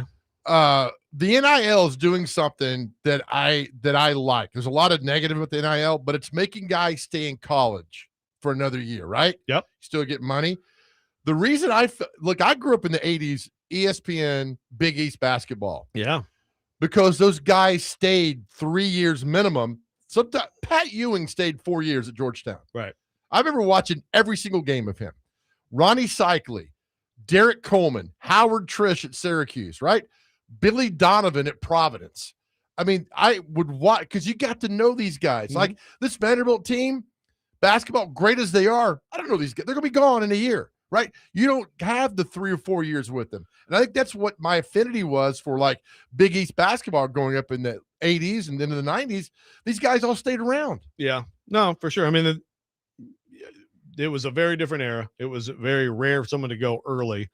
And if they did, it was usually like after their junior year or something. I mean, Ralph Sampson played 4 years in college too. And it's like, well, Magic left after 2 years, but he had attained the goal, right? He had won it all, won the championship. And yeah. There were some guys, but there weren't a lot. You'd have to be like Jordan went after his junior year. I will say, you say that about Vanderbilt. Now, of course, Tyler Tanner may go to the NBA, but they've got some guys that, they've got guys who are back from last year. 3 of their key guys, McLaughlin and Penny and Tanner. So, I mean, it's not all like a totally new team every year, but right. So some guys, but yeah, some of these teams, I mean, look at Tennessee. And it's kind of a perfect situation because it's not like he was like the NBA wanted him anyway. Like Zakai Ziegler played all 4 years there, right? I mean, there's some guys that Jemai Mashek, those guys were there the whole time. Who's the guy that got drafted by the Grizzlies? He was the point guard at Tennessee, and I don't know where he is now. I want to say Kendrick Lamar, but that's not who it is. Oh my gosh! If he'd have stayed like to his junior year, I mean, and now he's out of the league, right? He might have a 10-day contract here and there. The freshman, Kennedy, one and done. Yeah, Kennedy. That's it. Is it Kennedy Chandler? That's it. Sounds right. That's it. Something. How do I forget these names? 3 Well, years he only played 1 year. Well, who was the guy that went to web school? They got drafted by the Kings, and then he's out of basketball now. Yeah, you made your money. That's fine. But I mean, there's just no like a legacy left there. You could have made more money. Yeah, that's the thing. And you could make, you go on, which is good. You can make money. See, I don't know if like Chandler, I just don't know at his size, if it would have mattered in the NBA to wait. But also, so let's see, his year that he played would have been 21-22, right? So that was if it was even a year or two later, it probably would have been enough money for him to be like, oh yeah, I'll stay. I mean, because that's what you are seeing. Mm-hmm. Some guys are like, oh, I'm gonna stay in college, and I'll make $800,000. In some cases, more than $1 million. And sure, and especially if you're not a sure thing NBA player. All right, I'm gonna read you a list of coaches. I want you to tell me if they're any good. Okay, Big Joe. Yeah, I'm here. Man. Okay, you're here. Okay, I'm following you. Okay, Sean McVay, is he good? Yeah. Okay, Kyle Shanahan, Kevin O'Connell, Mike Vrabel. I get where you're going. Sean McDermott, John Harbaugh, Mike Tomlin, Matt LaFleur, Nick Sirianni won a Super Bowl, Dan Campbell. How about in this division, Shane Steichen, D'Amico Ryans, Liam Cohen this year, who's up for Coach of the Year, along with Mike McDonald, along with Ben Johnson. You know what they all have in common? Is they were not head coaches when they got their head coaching jobs. So I'm just saying, like, I get that. More than half of this league went through this, of Joe, the best coaches. So there's one Callahan, bad coach, and you don't do it. Yeah, because it was ours in Nashville. Okay. Callahan never called a play. He made suggestions. How the hell did he get a job? Oh, you're talking about at Cincinnati. Yeah, how did he get a job as a head coach? That was true. But that was I don't want to also go true. through this again. That was true of Kevin O'Connell. That was true of Some Kyle are built for it. Or not Shanahan. Callahan was not built for it. Well, I and then you're like, understand. well, he's going to bring his dad. That line got worse. Yeah. They got worse. I don't want to go through this again. Okay. Nobody does. No Titans fan wants to go through this again. But you Bring me can't- somebody who's been to hell and back. Salah's been to hell and back. Nagy went to Chicago. He won a playoff. Well, he went to the playoffs. He got them to the He didn't win a playoffs. playoff game. Yeah, but he got him there, right? Double doink. Give me somebody that's been through hell and back. I get why. Like again, I'm not saying it's not a good thing on your resume to have that you've done this. I'm just saying if you're them and you're not open to, holy crap, Chris Shula just blew me away in this interview, and look at what Mike McDonald has done in Seattle. When they hired him, people were like, oh, really? This guy, this D coordinator, you better have an open mind about it. And if because Brian Callahan was a failure means you eliminate all those people, Yeah. that's a bad search. No, it is. A bad search. Seattle had – what, is Seattle going through a bad head coach? They had Pete Carroll for many years and Mike Holmgren. They haven't been through that yet. So and McDonald was terrible that he got rid of him. So if you make one mistake, okay, Joe. Well, guess what? The Titans at one time hired a coach who had gone to the Super Bowl. What a great idea. An offensive coach, developer, quarterbacks who had been to a Super Bowl. He's been a head coach. Right. Yeah.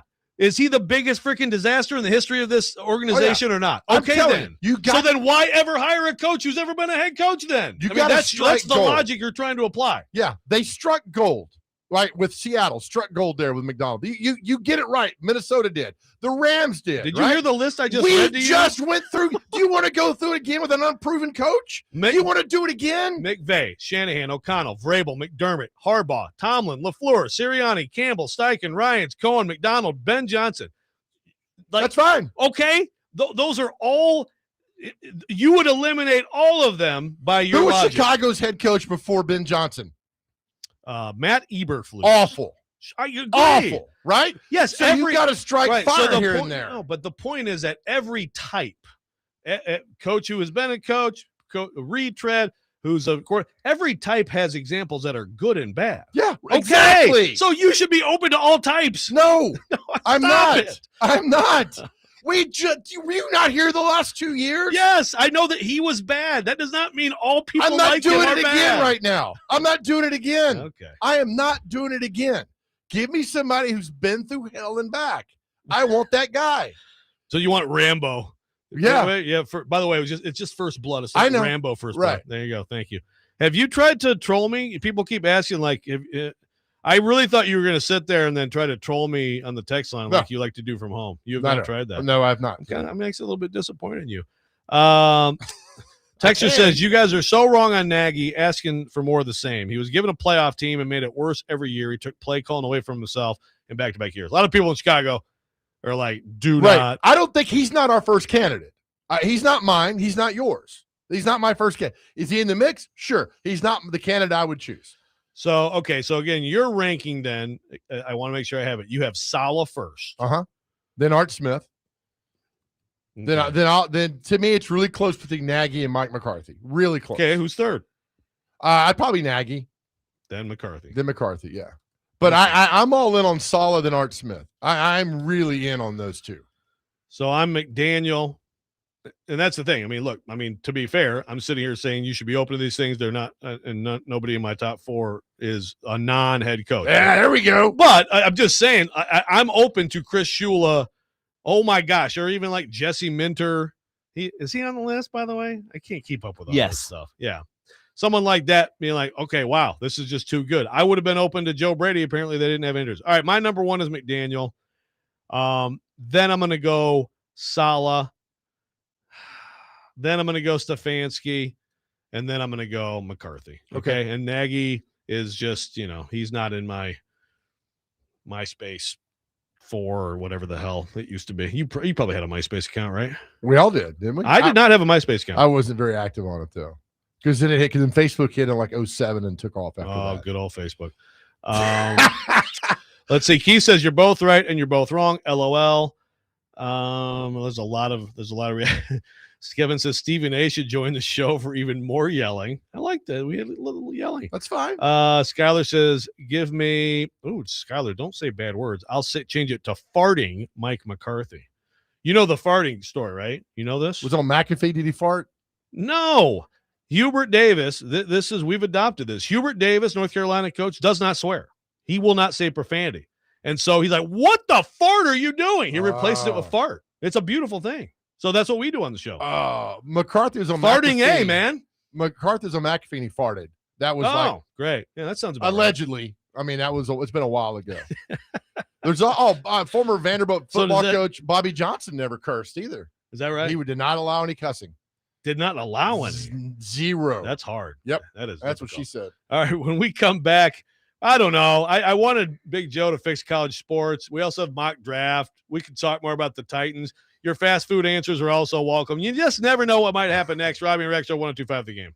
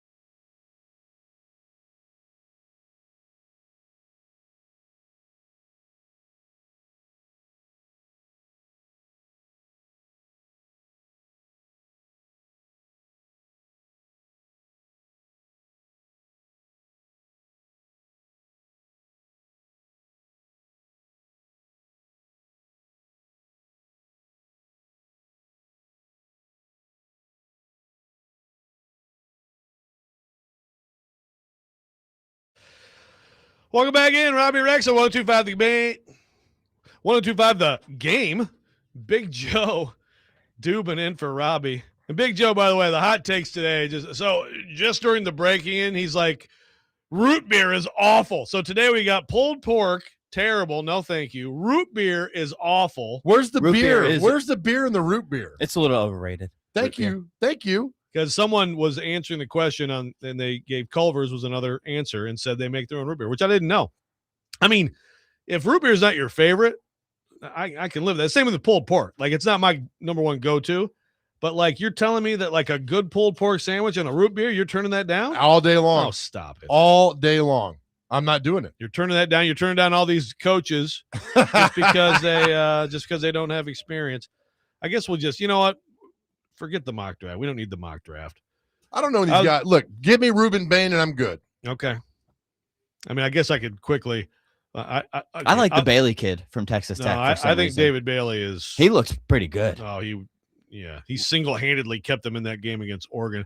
Well, Brugler's mock has the Titans getting Carnell Tate, wide receiver from Ohio State at number 4. I'll just tell you right now, I like Carnell Tate a lot. He's a good player. Ohio State has amazing receiver. Carnell Tate's not a number 4 overall pick. I'm sorry. I just don't believe it. I don't believe he's a number 4 overall pick. I don't think there's a receiver in this draft who is. If there was, I would take Mekhi Lemon from USC. I think he's the one receiver in this class who's going to be a star. But I'm with you. He's got David Bailey going Texas Tech at 7. I would. He looks intriguing to me. Where'd you got Reuben Bain? He's got Reuben Bain going 10th to the Bengals. Crazy. The Bain thing is, I mean, everyone said, and the reality is, and this is true, is that with his arm length, Jesus. I know, but there hasn't been an edge player with that particular measurement who has been successful. Now, I don't disagree with people that say he could be a 3 technique and just be that's fine. Be a great player. I bet you were the guy in the mid-90s like, Mike Mamula, that's my guy. He showed out at the combine, ran a 4.3, and he's got a wingspan. Awful. I know, but I was the guy who said Ryan Leaf would be better than Peyton Manning. So, hey, Ryan Leaf, well, I'm going to actually agree with you. Ryan Leaf was pretty damn good. Oh, he's incredible. At Washington State. I just didn't know he had issues. And he admits it. Yeah. His redemption story is one of the best. It is really good. But he was damn good at Washington State. He's a hell of a player. No, look, I'm just saying, I mean, that is not making me avoid him, but it may be that he ends up bumping inside. And then if that's the case, is it worth a pick that high? I mean, that's the question you have to ask yourself. Right? I just watching him, that Texas A&M game, that front 7 of Miami was, I mean, pump that in my veins. Then Ohio State, they don't stop. And then at Ole Miss, they don't stop coming after you. I loved it. Loved every bit of that. So give me the Reuben Bain. Like, everybody's like, Abdul Carter's the best. What a disaster that guy was, right? Watching porno in team meetings or allegedly, whatever was going on. I missed that one. Yeah, right? So, no, I don't want to see – no. Give me a guy who fight. And it goes back. We had a discussion about John Ross on the show. You know who John Ross is? I have a friend, John. The wide receiver? John Ross, wide receiver from Washington. Who goes to the combine and does what? Yeah, he ran like a 4.2 or whatever. Yeah, right? Sure. But he doesn't know how to run a route. And the Bengals draft him, right? And we had Chris Sanders on. How many routes are you running straight down the field? Nobody guarding you. 0. Sure. I mean, he produced at Washington. I think he probably ran a route or 2, right? Not, he wasn't. Ran a go route every time. He wasn't to the effect of like this guy. He was not even rated like a top 10 receiver, and they took him like that because he ran that fast. The only guy that came in on a combine who ran every blew everybody away, that did really, really well in the pros, Chris Johnson. Well, DK Metcalf was another example of someone who he can't catch. Yes, he can. He dropped the pass from Rodgers the other night. He had a drop, so he can't catch. Rodgers did not go back to him the rest of the game. By the way, he's trying to fight your Lions fan. He might be okay. He might be all right. But Chris Johnson was the guy.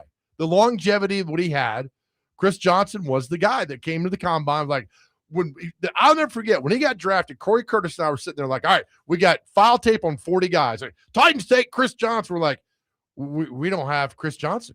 We have no tape. Had to call Greenville, North Carolina, where ECU is, and say, can you help? And they sent us tape of him at the Hawaii Bowl where he went crazy. And I'm like, this guy, he wasn't even on nobody's radar. So but Ruben Bain is a sometimes it guy that just fights every you put the tape on a Ruben Bain, he just fights every time. But he's got shorter. like him. He's not a damn dinosaur, right? He's got arms. T-Rex could still win some fights. Right. Yeah, I mean, hey, you could always have someone who, but obviously, just when you get in the technicality of it, with the offensive tackles, you know how it is. You played offensive line. You know, if you're able to get that punch in first on the guy, right, that's a huge advantage. So when you're going against these 6'7" offensive tackles off the edge, if you can't get your hands engaged first, if you're always taking the punch first, right, that's true. But if you're not, but if a lineman's not sitting his ass, then you got to get around him. And Ruben Bain does that. Yeah, and I'm sure he'll line up. He's one of those guys. He's a football player. People. You think good coach will line him up in different spots, and he'll rush and he'll make play. Right. He'll be good. Could get past he will be good. You think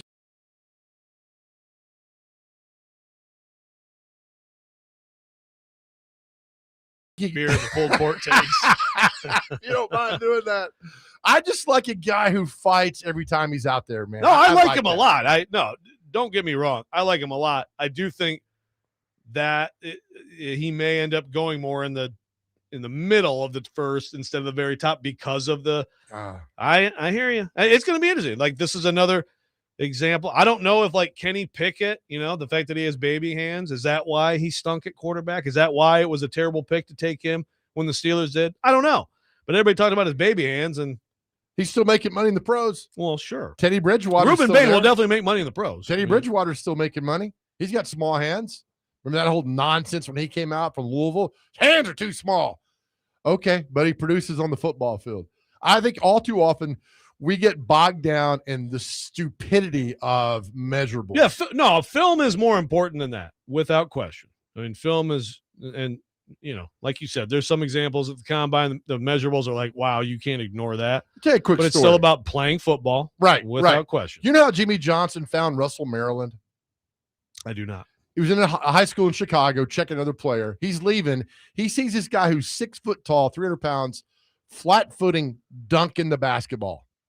Goes to the coach, says, "Hey, who's this guy?" And they're like, "Wow, it's a good guy. Doesn't have a high motor." And he's like, "But he's flat footing, dunking a basketball." And they signed Russell, Maryland, and developed him. Right? He didn't hit all the intangibles. Amazing player, right? Amazing player. Sometimes you don't have to have the measurables to be successful. But see, that's an example, though, I would argue because coaches love linemen who can play hoops. Like, that's a big thing. That's an example of he actually does have the measurables, but the intangibles is a question, right? Sometimes it's hard to get the intangibles. Like, you'd rather have a guy you need to calm down, or the motor's too much, or after the snaps, after the whistle stuff, as opposed to this guy doesn't really. Sure. I mean, sometimes it does work out, but. And you hit it, and then he became an All-American, great player. But again, there are other examples of guys that just don't get that level. So it's hit and miss, man. And I think Ruben Bain is more of a hit than a miss. So we did end up doing a mock draft segment. Skylar says Ruben Bain will fall like 8, 9, 10 of the Chiefs and be a superstar. Yeah, exactly. What is Ty Simpson on that list? Okay, because Ty Simpson's story is baffling me. The fact that other schools are offering $4 to $5 million. He's like, I'm gonna go to the pros. Yeah, well, he's big on he wants to be a Bama guy. And look, I mean, if he's going to go in the first round, that's still going to – I mean, just a rookie deal in the first round is going to be more money than the 1 year of what he gets. So this has the Steelers taking him at 21, which, I mean, if you're him and you can go there, I could still see him going higher than that. Why is Bama out on him? Of course it's not. I mean, this is kind of a little bit of speculation. But they've got this guy Keelan Russell, who is, it's like the same path of like C.J. Stroud sits a year, now it's your time. Bryce Young sits a year, now it's your time. Nico sits a year, now it's your time. Apparently, this kid is incredible. Okay, I'm with you. I would still probably take the old guy who's been through a lot of stuff, who's seen a lot of stuff, ups and downs, is pretty freaking good as a first-round talent. Yeah. I'd probably pick him to be my quarterback next year. I'm with you. Over the young guy who hasn't played, but apparently that was – I don't know if it was a full-on, like, we're going with him, that it was at least he's going to get every chance to start. And then, and obviously you don't want to lose your starting job. That doesn't help you in the draft. No, right? and we're not done with the Simpson family because his brother. No, Graham's going to be pretty damn good. Graham is and Vanderbilt's after him, and Tennessee's after him, and Alabama's after him, and it's going to be very interesting. All right, we come back. Yes, It's a rant, but we're gonna do a Big Joe brand of rant sort of thing, a special edition coming up on Robby and Rex Show 102.5 The Game.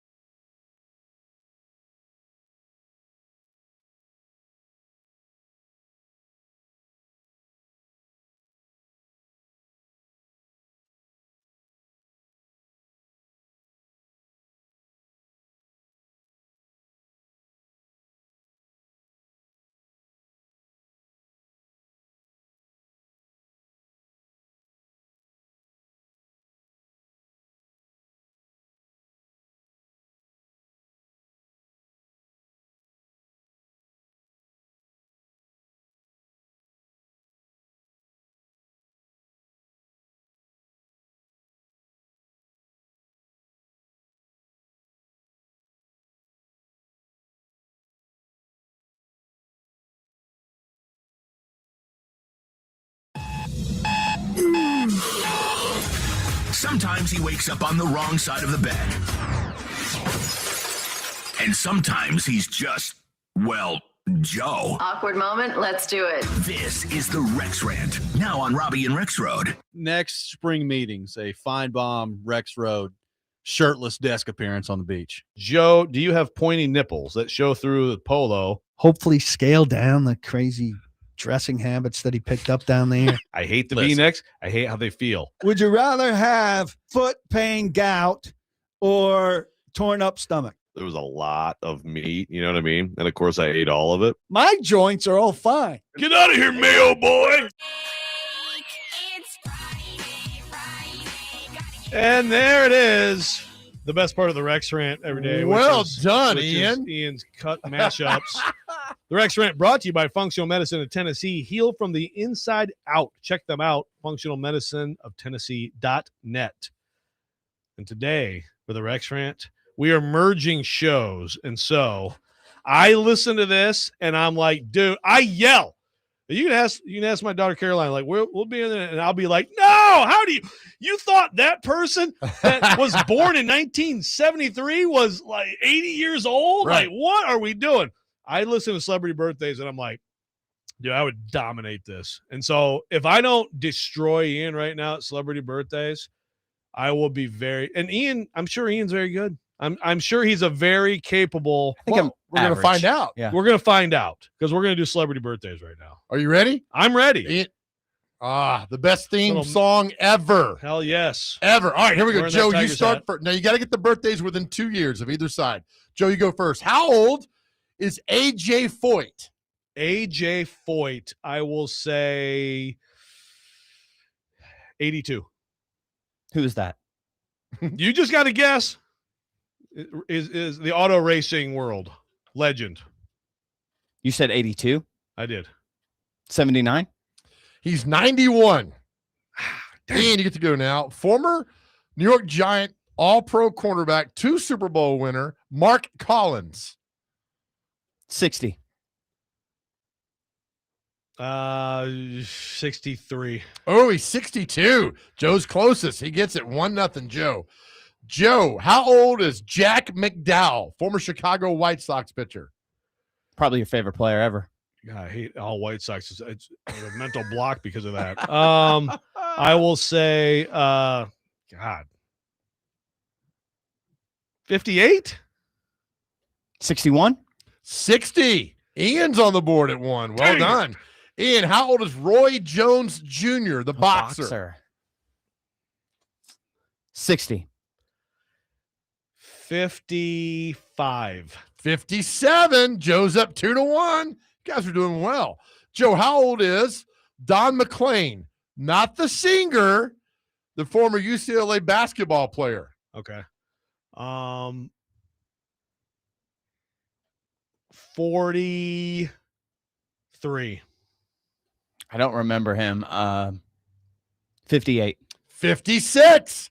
We're tied at Oh. 2. You guys are killing God, it. he's that old? Yes. Holy cow. Ian, how old is former Saints receiver Joe Horn? Oh, Joe Horn. 45. 50. 54. Joe Rexrode, how old is Brendan Morrow? Former NHLer. Yes, sir. 47. 49. 47, dead on. I get Rexrode 2, gets right? 2 points. Yeah. Woo-hoo! You're up 4-2. Ian, how old is Albert Pujols? 41. 47.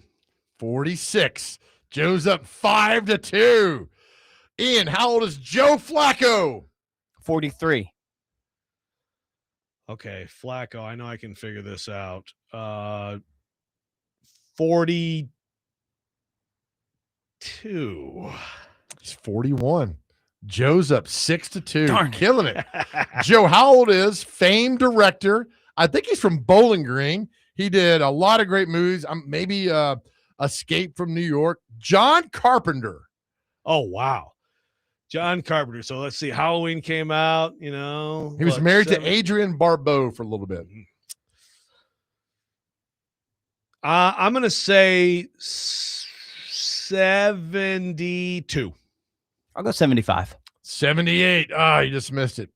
Ian, how old is Debbie Allen? Speaking of fame. Bonus point if you could tell me which NBA player she was married to. How old is Debbie Allen? I don't know the NBA one. You just get a hug on that if you got it right. 65. I will go 70. 76. Do you remember who she was married to? I don't. Norm Nixon. Huh. Okay. Joe Rexford. How old is Kate Moss? Joe's up 6-2, by the way. 40? I'll go 50. 52. Ian's battling back. Uh-oh. 6-3. Ian, how old is Lin-Manuel Miranda? Miranda, whatever. 53. I'm gonna go 52. It's 46. Remember he was on an episode of The Sopranos as a valet parker. All right, we'll I roll don't. through these. Ian, how old is Ronnie Millsap? 77. I will go. You know what? I'm going to go 79. 83. Joe, how old is country singer Jim Stafford, who had the famous song, I Don't Like Spiders and Snakes? If that ain't what it takes to love you. Love that song. I'll say 84. 80? 82. Now that's a push because you're both on opposite sides. So that's a push. Sorry. Ian, how old is your favorite radio host, Dr. Laura Schlesinger, whatever. Dr. Laura. 78. I'll say 64. 79. It's now 6-4. Crap. We need the time to run out. Joe, one of my favorite singers, Sade. How old is Sade? Because you are a smooth operator. Yep. You know what? Let's see. I'm going to say she's 65. 67. 67, exactly. We're tied at What? 6. Oh, my God. Oh, this is great. Oh, we find one more for the winner. Let's see what we got here. One more for the winner. Somebody that we know. Hey, I held my own. I'll take it. All right. I don't know any of these people left. All right. Hold on. Don't go anywhere. Famous opera singer, Joe, you go, Marilyn Horne. Oh, my God. Opera. Come on, Joe. You're up on your opera, right? Yeah, I think Marilyn Horne's just so overrated, man. You know, just like pulled pork and root beer. And Marilyn Horne and the Beatles, all overrated.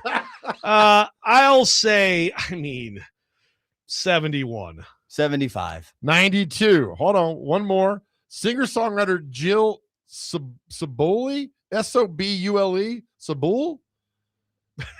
Jill, we are on the fringe of counting as celebrity birthdays here. I guess Ian goes for the first. win. Look, Ian, don't Google her name in there. Oh, I'm not. I was waiting for Joe. Jill Sobule. 80. Sobule. I'll go 80. I'll say 63. Oh, 67. We're going to get this. Hold on. Comedian Jonathan Magnum. He's on Whose Line Is It Anyway? Also on the Drew Carey Show. Currently? Or Jonathan was? Magnum. Used to be? Okay. Yeah. Who goes first? Ian, you go first. 63. I'll say 62, actually. 55. You know what I'm going to do? We're going to leave it at a tie. You guys deserve a tie. All right. 6-6. Good job, Ian. What a comeback. 6-2 lead and blew it. It's like I'm like Matt Ryan and the Falcons. 28-3, man. Well, all right. Well, there we go. So thank you. I really thought I was way better at that than I am. That's okay. It was Some fun. of those were tough, though. It was fun. Yeah. Yeah, this It was some was tough. some Maybe it's a ones. tough day here. Not as 60. Tough easy day. when you're sitting in the seat, is it? buddy? Exactly. Screaming at the radio like I know all the answers. Right. And then, you actually have to do it.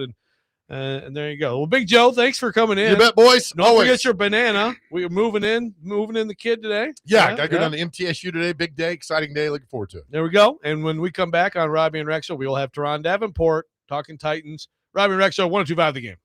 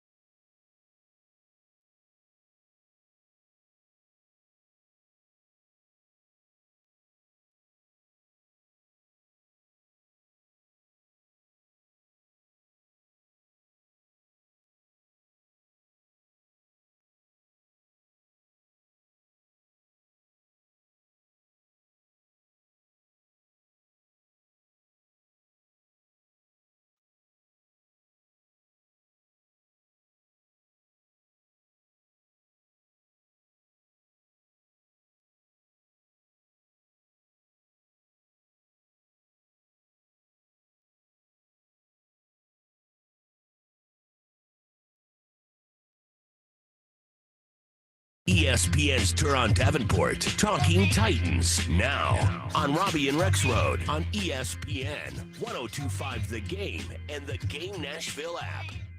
And it is that time of week, Friday, 8 a.m. here on Robby and Rexrode. Once about the game, when we always welcome in our friend Turon Davenport, ESPN NFL Nation. Turon Davenport, fueled by Parman Energy. Visit ParmanEnergy.com, your one-stop petroleum solution.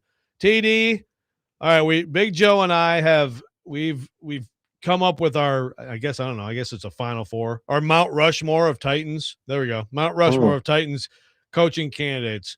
So I would like you to do the same, if you will. So first of all, we expect 3 or 4. Would that be the expectation that they would go to a next round that would be about that many people? Yeah, I would say more on the 4 to 5 range, but yeah, that's basically what you're looking at. Okay, so all right, well I'll just tell you ours first, and then to give you a minute here, because maybe you haven't thought about ranking these. But Big Joe goes Saleh, Smith, Nagy, McCarthy. Mine was, as we talked about a little bit yesterday. I've come around on Mike McDaniel. I'm kind of on the Mike McDaniel train right now. So McDaniel, Saleh, Stefanski, McCarthy, and I've got Nagy probably just outside that. So if you had to do that, where would you go? Yeah, I would bump McCarthy. I would go. All right, so in order, first I would go Nagy, Saleh, Smith, or Nagy, Saleh, McDaniel, Smith.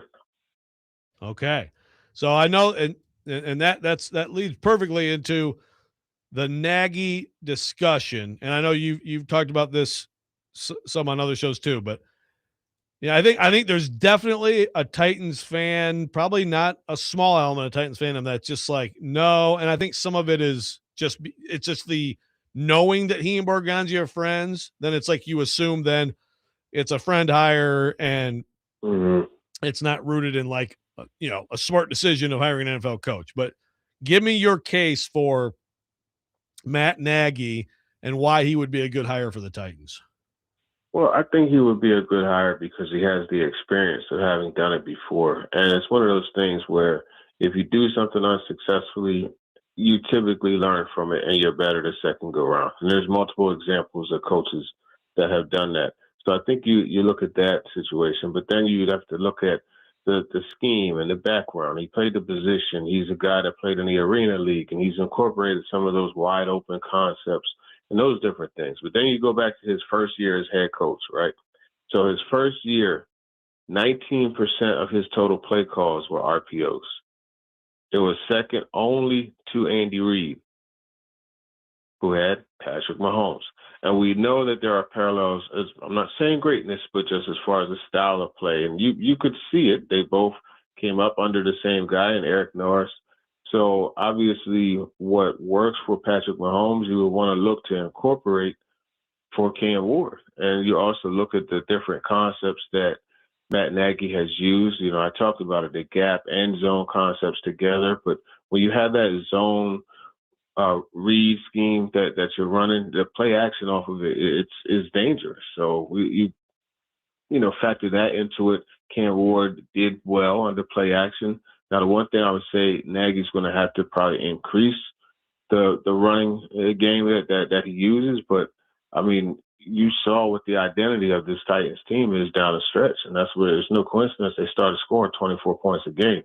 So those are the things that I think match up well. Is he like some type of offensive savant? No, I'm not saying that, but I think he's a guy that could have a scheme that's similar to what Cam Ward excelled in down the stretch, and also kind of add some variations to it. So that's all good stuff. I think first of all, well, you and I talked about this a little bit yesterday off the air, but one thing about Nagy that I really don't like is I didn't like him saying that he doesn't want to be a play caller, because I think one of the real benefits of, let's see. My list is so McDaniel, Saleh, Stefanski, McCarthy. So 3 of those 4 would be play calling head coaches. And same I think same with you. Other than so, both of us have Sala would be the exception, but the other would but Nagy not calling plays, like, to me, then it's like, so then you're going to go into the offensive coordinator, do well, and then someone gets plucked away, and then you have to keep hiring people. But also, I guess it's just, you hear this from Chicago people, and it's one of those things that's like Bears fans will say, I mean, look, Steelers fans have been crying about Mike Tomlin forever. I mean, this is what happens, right? But it did seem like he didn't handle everything great. And I do appreciate that. Like you said, you can learn from it. If you're able to actually be accountable to yourself, look in the mirror. He did the whole thing with like the blind spot thing, which I think is really interesting. And having people talk about it. So, I mean, like he's definitely a lot of self-reflection and wants to improve on that. But still, like there is the question of like being the CEO. If he's not going to be the play caller, then that's obviously his focus, right? Is being that CEO coach. Being the CEO, right? Connecting with the whole roster and just overseeing things. But, he could still have his input, because I would guarantee you the play design and everything is going to come down to him, and he'll kind of incorporate that into the offensive coordinator's play calling. And, I mean, you could go to Press Taylor, you could go to Doug Peterson. I mean, those are options. And even if you want to go outside the box, let's say you end up with Arthur Smith as your OC, and then you have different options down the line that you could implement to kind of be like the OC in waiting. Look at what McVay and Shanahan and those guys have done. They've been able to just kind of like be 2 steps ahead. I mean, look at Nate Fieldchase. He's interviewing for head coach's job as a passing game coordinator. Yeah, which is wild, but no doubt. Yeah. Obviously, anybody, who comes into contact with those guys gets a huge bump from it. How important do you think, TD, is it that now that the John Harbaugh thing, is over and it's on to everybody else? How important do you think it is that the Titans move quickly, and with the idea of, just the competition for staff, for assistant coaches in mind? Yeah, that's a tough one to balance. And also, I had said 4, maybe 5. You got to include Stefanski in there. I still think he has a good shot. But, I mean, it's important to move quickly, but you don't want to, be hasty with the decision. You know what I mean? And I think this upcoming week, Monday, when they start the other in person, if I'm them, I would try to front load it Monday, Tuesday, have those 5 interviews, max knocked out, and then thinking about it among the committee. Yeah. So with Harbaugh, do you, I mean, Big Joe was in here today, and it's, it's kind of like, well, they were never going to get Harbaugh. I mean, I know it's easy to say that now, because obviously the Giants were first in line. The Giants were aggressive. They were all over it. Obviously that's a historic franchise. There's a lot of different reasons that job could appeal to a coach, but I guess it's hard for me to buy that the Titans had no chance if they were loading up a plane, right? Yeah. And also, they absolutely had a chance. And if they're loading up a plane, they also weren't going to go to Baltimore with their owner and then try to lowball him, right? I mean, like I think you kind of have to know if you're going to get in, if you're going to swim in those waters, like you basically have to know the deal, right? Yeah, no, exactly. You know the deal. You know the parameters. Like, you have a guideline of where you're going to end up, and you're not just going to pony up. I mean, she flew here from Houston, and they're ready to go up to Baltimore. Like, that's a real investment. So do you think his interest, so the Titans are real, they'll flip it around. Now, there's also the leverage thing, which I've rejected that too, because I don't think that he needed to leverage anything with the Giants. I think the Giants were like, here's the world. Yeah. Let me give it to you. But do you think that his interest in the Titans, how interested do you think he was? And do you think that it is in any way, I guess, a help to the Titans that Harbaugh expressed that interest?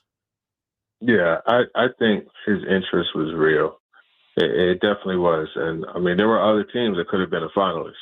And I think when you look at Harbaugh, he's seen the impact. Remember, before Lamar came, there were talks of, hey, maybe not another season with Harbaugh. But remember, Lamar Flacco went down, Lamar came in, and they had a nice finish, and there was some promise, and then they had the division.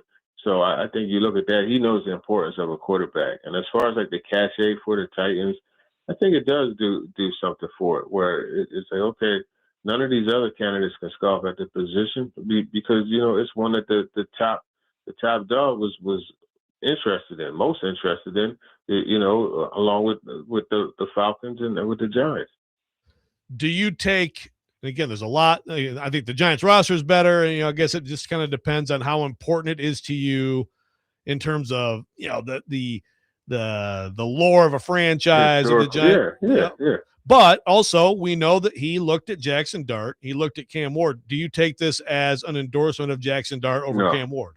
No, not at all. Not at all. I think it was more the Giants ponied up, man. You know what I mean? And he's a historian, right? And he appreciates the lore of it. And it was a good. I mean, the roster is talented. I think the Giants roster is probably better than the Titans. So he took something that was a little bit more ready and still had a solid young quarterback.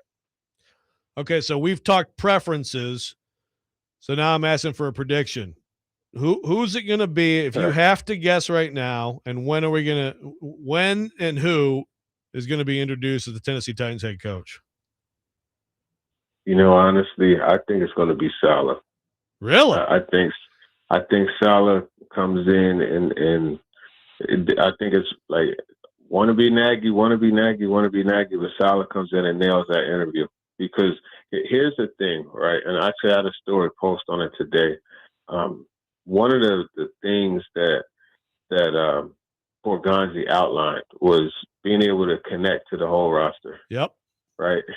If you go back, there's a story by Nick Wagner back in I think it was like November, or no, it was December. It was last month on Robert Saleh, and one of the things that Saleh said that he worked extra special to do was connect with the whole roster as the defensive coordinator of the 49ers, because that's something that he learned and wished he would have done earlier with the Jets. So those types of things match. It just seems like they're right there in line. And just from some of the things I've heard, I think Saleh is going to knock that interview out. Very interesting. And honestly, like, no, like offense to Nagy or anything like that, but like Big Joe's in here is like for 2 months they've known it's going to be Nagy all along. It's like just for that narrative, I'd like to see anyone but Nagy get it, But but I guess we'll find out. Hopefully we will find out soon. Teron Davenport, TD, thank you so much, my friend, and we will talk to you next week, and we might be talking about a new coach.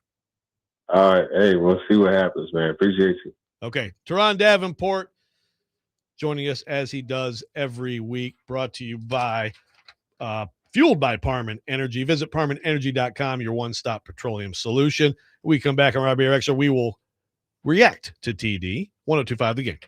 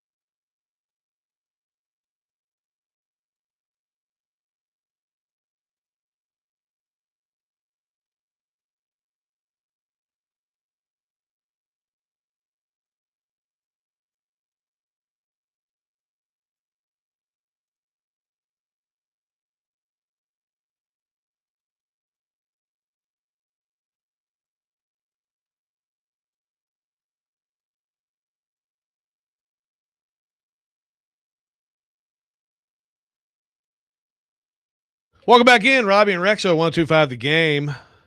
Thank you again to Big Joe Dubin for popping in for Robby today. Thanks to TD for the last segment. Ian, we've had quite a show today. But we have. I would remind people that because we sort of merged shows that we did. Big Joe came right in, and as he does on Chasing Big Joe, he came in with the question of the day. Yes, so he for did. people Yep. who missed it, we can do another round if you'd like to respond, which is you have every fast food restaurant at your disposal, and I don't know, somewhere I guess he said something about you have to be driving. Like I don't care about that, but basically, where are you going and what is your order? So we can finish it out with that as a good question of the day. We also talked a lot about coaches, but Ian, we don't have yours here, so now it's time for you. And I'm going to compile all this, as many as I can get. We'll get Robby's Monday, but for you, I'm putting you on the spot. Mm-hmm. Of all these coaching candidates, and again, TD threw in Stefanski there as his fifth, but yeah, I want your top four. My top four. I think I'm going Saleh, number one. Okay. I think I'm going Stefanski, number two. Okay. Nagy, three. Mike right. McCarthy, four. Okay. There you go. So you are out on my number one. You are out on my guy, Mike McDaniel. You know what? I really liked the hire there. Just hearing his interview, I thought maybe it was like a little out of the box hire. For the Dolphins. When he I liked his press conference. Yep. He was kind of a unique character. Yeah. The way he explains things and goes through. Went to Yale. Comes off as not everybody goes to the Ivy League, comes off super smart. Kaharski, there's an example. But he does. Mike McDaniel does come off. I was like, okay, this smart. Kind of seems like a out of the box hire. I kind of like it. I like his demeanor. I like kind of the way he talks the game. But I don't know, something about the way it just went down there. Started off so well and then just kind of cratered. Maybe it was a Tua thing. And with Tua there, it was never really going to work. But I don't know. They lost Tyreek Hill, and the offense really kind of went downhill. I don't know how important he was to that whole scheme, wide open speed thing. Achane, the running game, he's putting up some big numbers as a running back. Is he very, I wonder if it's very scheme specific as far as offensive players. And Tua and the whole situation, I don't know. I thought they would be a little bit better towards the back half here. Yeah, I just, Hill, all the stuff with Hill, it's hard for me to blame him on all, good. He obviously could have handled some things better. So, I mean, that's fair. But I think that's fair. Saleh, too. A lot of stuff that happened with Saleh, the Jets, and I'm big on him for sure. I think, you can learn from your mistakes. I wouldn't be upset if they hired Mike McDaniel. I'd probably put him fifth. Okay. Yeah. You're throwing, with all of them, there's okay, is this really on Stefanski or what isn't? Is this on McDaniel or what is it? Honestly, though, it's hard to parse that. McCarthy, it's although we had some interesting texts earlier about how Dak Prescott equals Will Levis, but McCarthy did a pretty good job with him, won a lot of games, won a Super Bowl with Aaron Rodgers, but so it's some of it, it's people are is that Rodgers or is that McCarthy? Is it what should be blamed on this coach or what should be credited to this coach? And McCarthy's more of a credited guy, but obviously they didn't do well in the postseason with Dallas too. Do try and give grace to coaches who are in tough organizations beforehand, like Vrabel here, and turns around, goes to New England, more stable. It's fine. Stefanski in Cleveland, kind of a disaster in general. Was 2 11-win seasons there, pretty solid. McDaniel in Miami, kind of a mess with that ownership and the whole Brady and how all that went wild down there. The Jets and Saleh, right? I try to give grace to these guys. Give them, I think they deserve a second chance. Yeah, with Saleh, the one thing he did is when he got into this whole, I'm going to figure out who the mole is, and he got too preoccupied with stuff that you just have to put blinders on as a coach. But again, when you have the Rodgers circus there and everything that's going on, that could have been easy. Look at Rodgers, what he did to Tomlin, and he made Tomlin want to quit. Well, apparently, those guys got pretty tight. We actually, I'm sure they were tight. Mike DeFabo, who wrote a piece for us at The Athletic about when Tomlin told the team and Rodgers is crying and he's telling him, I'm so sorry and all this stuff. And, so, I mean, I'm sure they got tight, but Rodgers just brings so much drama. yeah. And you're just constantly asked about stuff that's got to wear you down. Yeah. I mean, I do feel like he at least toned that down this year, which probably had something to do with being with Tomlin. But yeah, regardless, with McDaniel, I can't blame him for Tyreek Hill. I mean, Tyreek Hill, great kind of went off the but, deep end. Yeah, plus injuries. And then Tua, injuries, but also just, I think, Tua is just also a miss. He's just not – Tua's not the player that a lot of people thought he would be, including me, coming out of Alabama. And so, I don't know. I think that someone may end up really happy with Mike McDaniel as their head coach at some point. We'll see if that's going to be the Titans.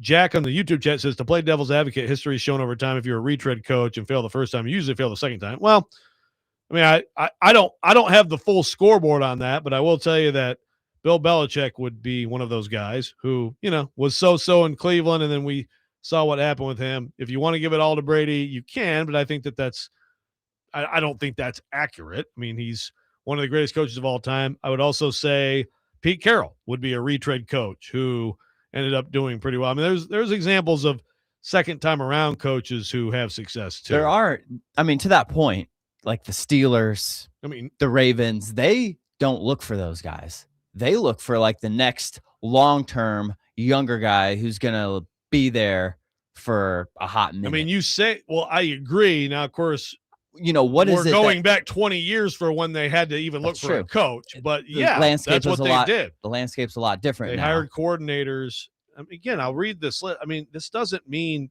I'm saying the Titans should do this. So I do wonder, what are some of those traits that kind of carry over, from the assistants, and what kind of clues you into maybe they'll be a very good head coach too. I mean, look, if you want to be, if it's straight leadership, straight X's and O's, scheme, maybe it's a combination of everything. Yeah, I think it's got to be a combination. I mean, look, Brian Callahan, it failed miserably, but I still say that, again, this is why other teams were trying to interview him. He fit the profile. I mean, and I'm sure he did very well in the interview. He's just a smart guy. He failed as a coach with a terrible roster, but still he failed. And especially this year, some of the stuff he did. But again, Sean McVay, Kyle Shanahan, Kevin O'Connell, Mike Vrabel, Sean McDermott, John Harbaugh, Mike Tomlin, Matt LaFleur, Nick Sirianni, Dan Campbell, Shane Steichen, D'Amico Ryans, Liam Cohen, Mike McDonald, Ben Johnson. None of them had head coaching experience when they got their jobs, and they did okay. Now, some of them is very early. We'll see with Liam Cohen and Ben Johnson and Mike McDonald. But again, the whole AFC South is working out a lot better than the Titans with that coach, coordinator who gets the opportunity. It's way more of the league than not, and it's way more good than not. Doesn't mean I think the Titans are going to get a guy with head coaching experience, and that's fine. Recency bias here just scorns the Titans with the Callahan thing. Yeah, huh? and again, right, and it's just like if you're going to then cut off that entire idea, I think you're doing a bad search. Now, that's why I think of Chris Shula. I'm keeping an open mind on. Okay, this guy is unbelievable, and yes, we've talked about how we'd like a coach with experience. I'm just assuming this inside the building, but I mean, look at this guy and look around the league and how often it does work. I'm just saying. So when we come back, it is time. Robby has sent us in his picks as he continues to dominate the competition. Pigskin Pick'em, Robby and Rex Show, 125 the game.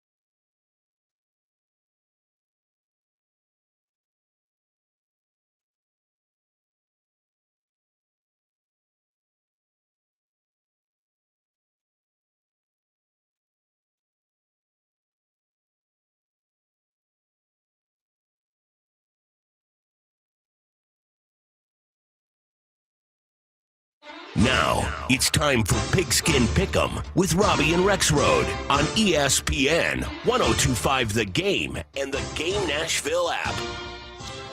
It is that time of week again, and we've got some big games to pick. We're all going to pick most of the same games this week. Quick standings update. Let's see. Last week, Robby went 3-3 with his lock. Ian went 3-3 with no lock. I went 2-4 with no lock because I suck. My locks are killing me. And, okay, the standings. I don't even want to read the standings, but let's see. The standings. Robby, 68-58, 11-10 on his lock, 79 points. Probably on his way to free pizza. Ian, 61-65, 7-14 on those locks. 7-14. 68 points, which is keeping me in it because I'm a horrific 55-71, but I'm 11-10 on my locks. So that's 66 points. I'm 2 points behind. The competition is that the last place buys pizza for the first place, and second place just shows up and buys his own pizza, basically. So I'd much rather you buy Robby the pizza than me. So let's do that. This week, we've got 5 games that we're all picking, and then we're all going to do an individual because, of course, we have the 4 NFL playoff games, a fantastic weekend, and then we have the national championship game Monday. Let's start with that. Miami, Indiana, in Miami, even though I think it'll actually be a home game for the Hoosiers. How about that? Hoosiers are -8.5. I continue to, disrespect them, pick other teams, and then they just destroy the team that I picked. But Robby gets the first pick, and he is taking the Hoosiers -8.5. Ian, what do you have? Indiana, Miami. I mean, all logic would just go with Indiana, given how they're rolling. I don't know, man. Something about this seems weird. I'm taking Miami in the points. It's wild that I am also doing the same thing. I don't know what's wrong with me because Indiana is going to win like 38-10, and yet I think that I'm just going with Miami's with the talent they have up front on defense and with the ability to run the football. And Carson Beck's playing well. I think it's going to be a good game. I think Indiana's going to win, but I think Miami is going to keep it within a touchdown. I think we're both probably crazy. Yep. All right, we'll go Bills, Broncos.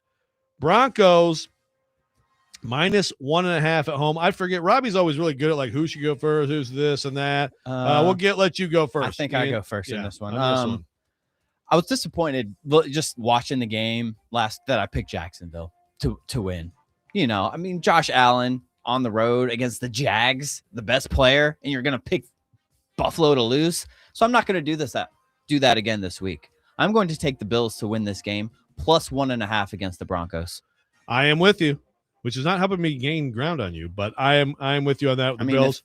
This has got Josh Allen. He realizes he's the best player and it probably left in the playoffs. And he's gonna take over. He's got to do it. He's got to win the game. But Robby is going with the Broncos. So far, you and I are in agreement, and Robby is different. Maybe we'll make a big. That's push. probably not a good thing. Considering the records. Probably not. All right, 49ers, Seahawks. Seahawks at home -7. NFC West battle. I'll go first. I'm gonna go with the Niners. I think the Seahawks are gonna win a close game, but the 7 it's a big number. I think it's going to be like a 3 or 4 point game. So give me the Niners and the points. I'm also taking the Niners +7. I don't know. What about this Darnold late edition questionable oblique yesterday? You see this? Yeah, now you're at a home game. The pressure's on. It gets a little bit colder. I don't know. The last game of the season, interesting. The blueprint there for Seattle: run the ball, run the ball, run the ball. Is that going to be able to translate again so quickly? I don't know. I'm taking San Francisco to cover. So we're all Niners across the board on that one. And obviously this is a big Darnold game, of course, right? I mean, everyone's going to be. Yep. This is a big Darnold game. So Texans, Patriots. Patriots -3. We saw the Texans and what that defense can do. They eventually just obliterated the Steelers in that offense. They had no chance. This is a really fascinating game. I'm torn. Robby is going with the Pats. Ian, what are you doing? This is the only one I have not circled yet, so I'm pretty much just flipping a coin. I guess I'll take the Texans strictly for the points. Maybe I don't know. It's a tough one. I don't like this one. This one's tough. It's a tough one. I'm going to go with the Pats just because they're at home, and I think that Drake May's good. Drake May's He's good. Their scheme is good. Their defense is good, and the Texans' offense has. I think it's a low-scoring game. Nico Collins concussion protocol probably won't play. It is a very tough one for sure. Okay, Rams Bears. The Bears at home are plus 3.5 to the Rams. And I will say I am going against this is why I believe that the Rams are going to win this game by 3.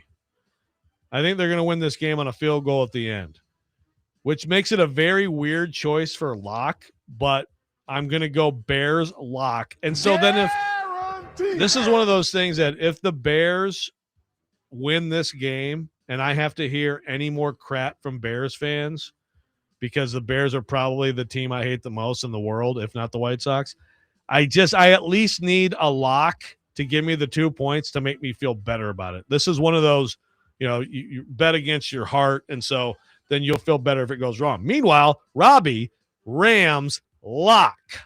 Guarantee. And so, Ian, what say you on this? And we're still waiting on your lock, by the way. Yep. My lock will be my individual. Okay. I'm taking the Bears. I think they might win. I think they might too. I mean, I think the Rams are going to win. Like I said, I think they're going to win like 27-24 in a field goal. Okay. I'm envisioning this. Like I need it to happen so bad. I'm envisioning this. But I think the Bears might win too. It's just it's this magical year, and it makes me want to throw up. They look pretty good. So, but the Rams are good. Yes, the Rams are very good, and Stafford's been a little up and down. I think he's a little bit banged up, but man, I mean, he's got Adams back, and they need to go get double that done. Running backs, Puka, yeah, they need to go get it done. All right, individual picks. Robby, he is also on that game, Rams Bears, the over under 48.5. He is going with the under. So I just picked 27-24. So I guess I'm thinking over, but I could see it. I don't know how bad the weather's going to be exactly in Chicago, but generally probably just cold. Just cold. So there's I'm looking at it right now. So there's no elements to worry about. Not that I've seen. Okay. I saw some stats going around about Stafford's career and the cold weather. It wasn't very good. Yeah. I mean, apparently he hasn't played in a whole ton of cold weather games, considering the dome and not playoffs in Detroit. I mean, he played a lot of games at Chicago and at Green Bay when he was the Lions, but the Lions mostly suck. Yeah. So, and they were, yeah. So but yeah, high at 25. Doesn't look like it's windy. Yep. I think Stafford will get it done. Okay, Ian, your individual pick. My individual lock is actually the opposite. I'm taking the over in that game. Ooh. Over 48.5. Okay. It should be we just kind of talked about it. I think it's going to be a close game. Both quarterbacks are playing well. Both offenses have good running games. A little bit worried about Chicago's Adunze has been a little bit up and down, but Loveland's kind of stepped up. We talked about the Rams offense. I'm taking the over 48.5. Okay. So now it's like I kind of, just because I'm really more in a competition with you anymore, I guess I have to root for the under. I don't know, but that's fascinating. I love that we got the over under going against it. I'm also doing over under. Bills Broncos is 45.5. I agree with you. I think Josh Allen's going to win this game, but I also think the Broncos, they're going to get a lot of stops in this game. I think both defenses are going to get a lot of stops in this game because the Broncos D is great. The Broncos offense isn't. So I'm going to go 45.5 with the under on Bills Broncos. Yeah, it'll be interesting. Josh Allen got beat up pretty good last week against Jacksonville. It'll be interesting to see how he does against the Denver front. I am a little concerned about the accumulation of injuries with him for sure. Do we still have Adam on the line? Yes, we do. Well, we're just breaking all of our show rules. Pigskin pick them. Well, fine. We'll go to a caller on the phone line driven by WilsonCountyHyundai.com. Adam, what's up?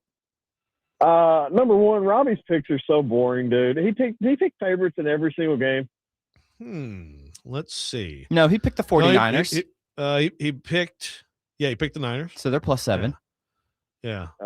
He's protecting that lead, dude. Hey, here's my thing, dude. I thought y'all were doing a great job hitting on these coaching candidates, by the way, but This is a question I have for you guys. Do you know who the most like boring hire the Titans have made at head coaching? Well, Munchak. probably Malarkey, right? Wasn't that about as boring as it got? People were like, "Oh God, am I kinda- wrong?" well, he was interim, and then we kind of liked him. I think it was Munchak, and I Okay. think if Munchak would have stayed around, he probably would have been pretty good. Think of how fired up we were for Wisenhunt because he was the top candidate Yes. at the time. We were like, yeah, this dude, and look how that turned out. So I'm trying to dissociate myself because I already know that I don't know the answer, and I know that I think I know, but I know for a fact that I don't know. So I'm hoping we could all get in that mindset. If they hire Nagy, he might be the right hire. And so many times when you see these guys, you're like, Harbaugh. What if Harbaugh's burnt and Baltimore saw it first? Like you never know, dude. Sure. So I'm just saying, like Nagy might be the answer. That's where I'm at in my head. Thank you, Adam. No, look, that's the thing. Yes, we don't know. And that was the example I gave to Big Joe earlier. It's like, you gotta have a head coach. Well, okay, they got the head coach who had been to the Super Bowl. Oh, let's get so excited about Ken Wisenhunt. You don't know, and you also don't know staff. I think a lot of people talk about Munchak and like the staff thing was a big issue with him, right? He had some, he just didn't. He has always been an O-line coach strictly with the Titans organization. Yeah. Pretty much, And so there's just so many factors that go into it. So I totally agree. We don't know. And any of these guys could be fantastic or an absolute disaster, including Harbaugh. And somebody's telling me the Harbaugh thing is not totally done or something. It's like they're optimistic. Okay. A lot of more phrasing there about finalizing the deal. Yeah. Meanwhile, still waiting on LaFleur. We come back. Final say. Jake Lyman's in. I'm Jake Lyman. Get in here, Jake Lyman. We will set up, put next man up on deck here. Robby and Rexrode, last segment, 102.5 The Game.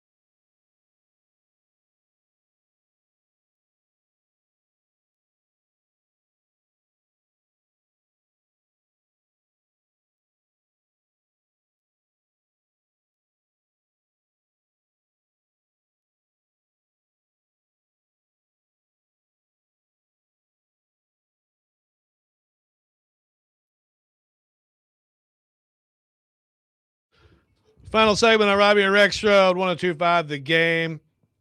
We had Big Joe in earlier. We had TD on, and now we've saved the best for last. Jake Lyman, straight out of Stark Vegas, calling a big Vanderbilt win last night. I watched the whole game. Mississippi State hung in there, played well. They gave it a run, but whenever you needed something, you basically give the ball to Michaela Blaze, Turn to get number out of one. the way. And I mean, that big three she hit, I think to go from 4 to 7 was probably the basket of the game. And it's just like, yep, pure swish from, 23 feet. Yeah, Sure. I think it was like 77-67 at one point, and then Mississippi State made the run, got it to 4. And I remember saying on the broadcast, like, you need a big bucket. You need one more bucket to put this thing away. And of course, you give it to Michaela Blakes. 38 points, season high last night. Yeah, 38-7.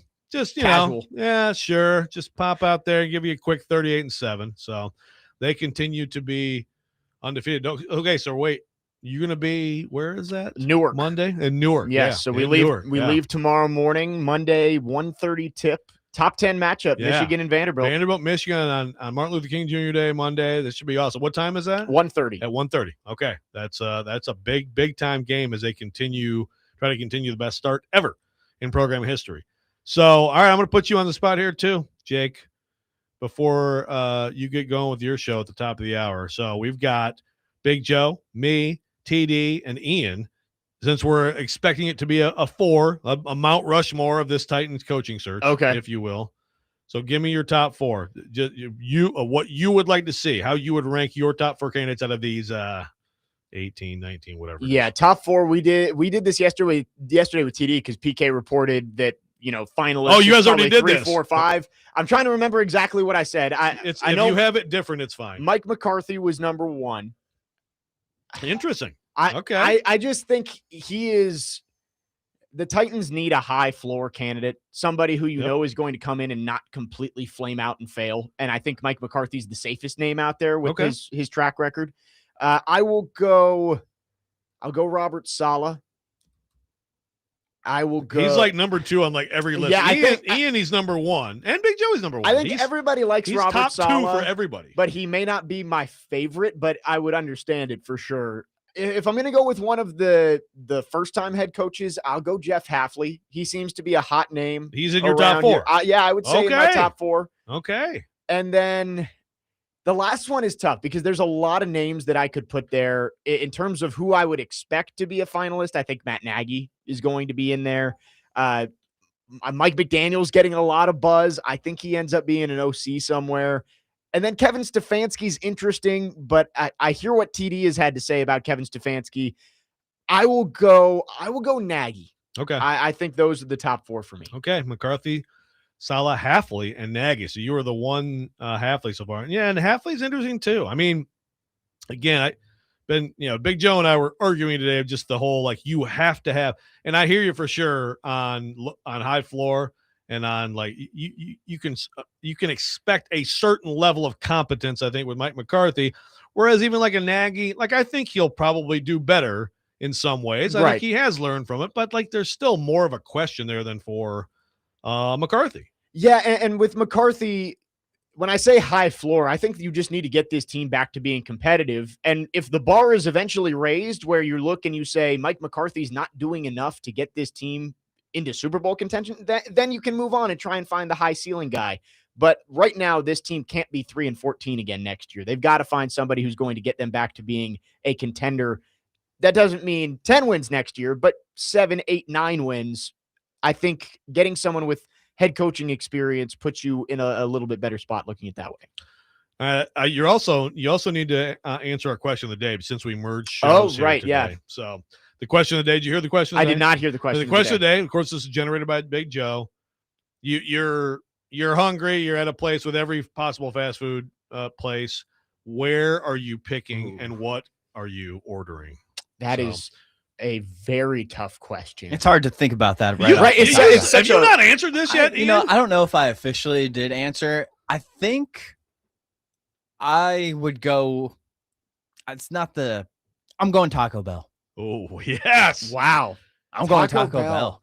Head for the border. There we go. I think just give me, maybe some chicken quesadilla, little chicken cantina taco. Those are good. A little, just a straight crunchy No, taco. no Mexican pizza, no beef Mexi melt. Have you ever had a beef Mexi melt?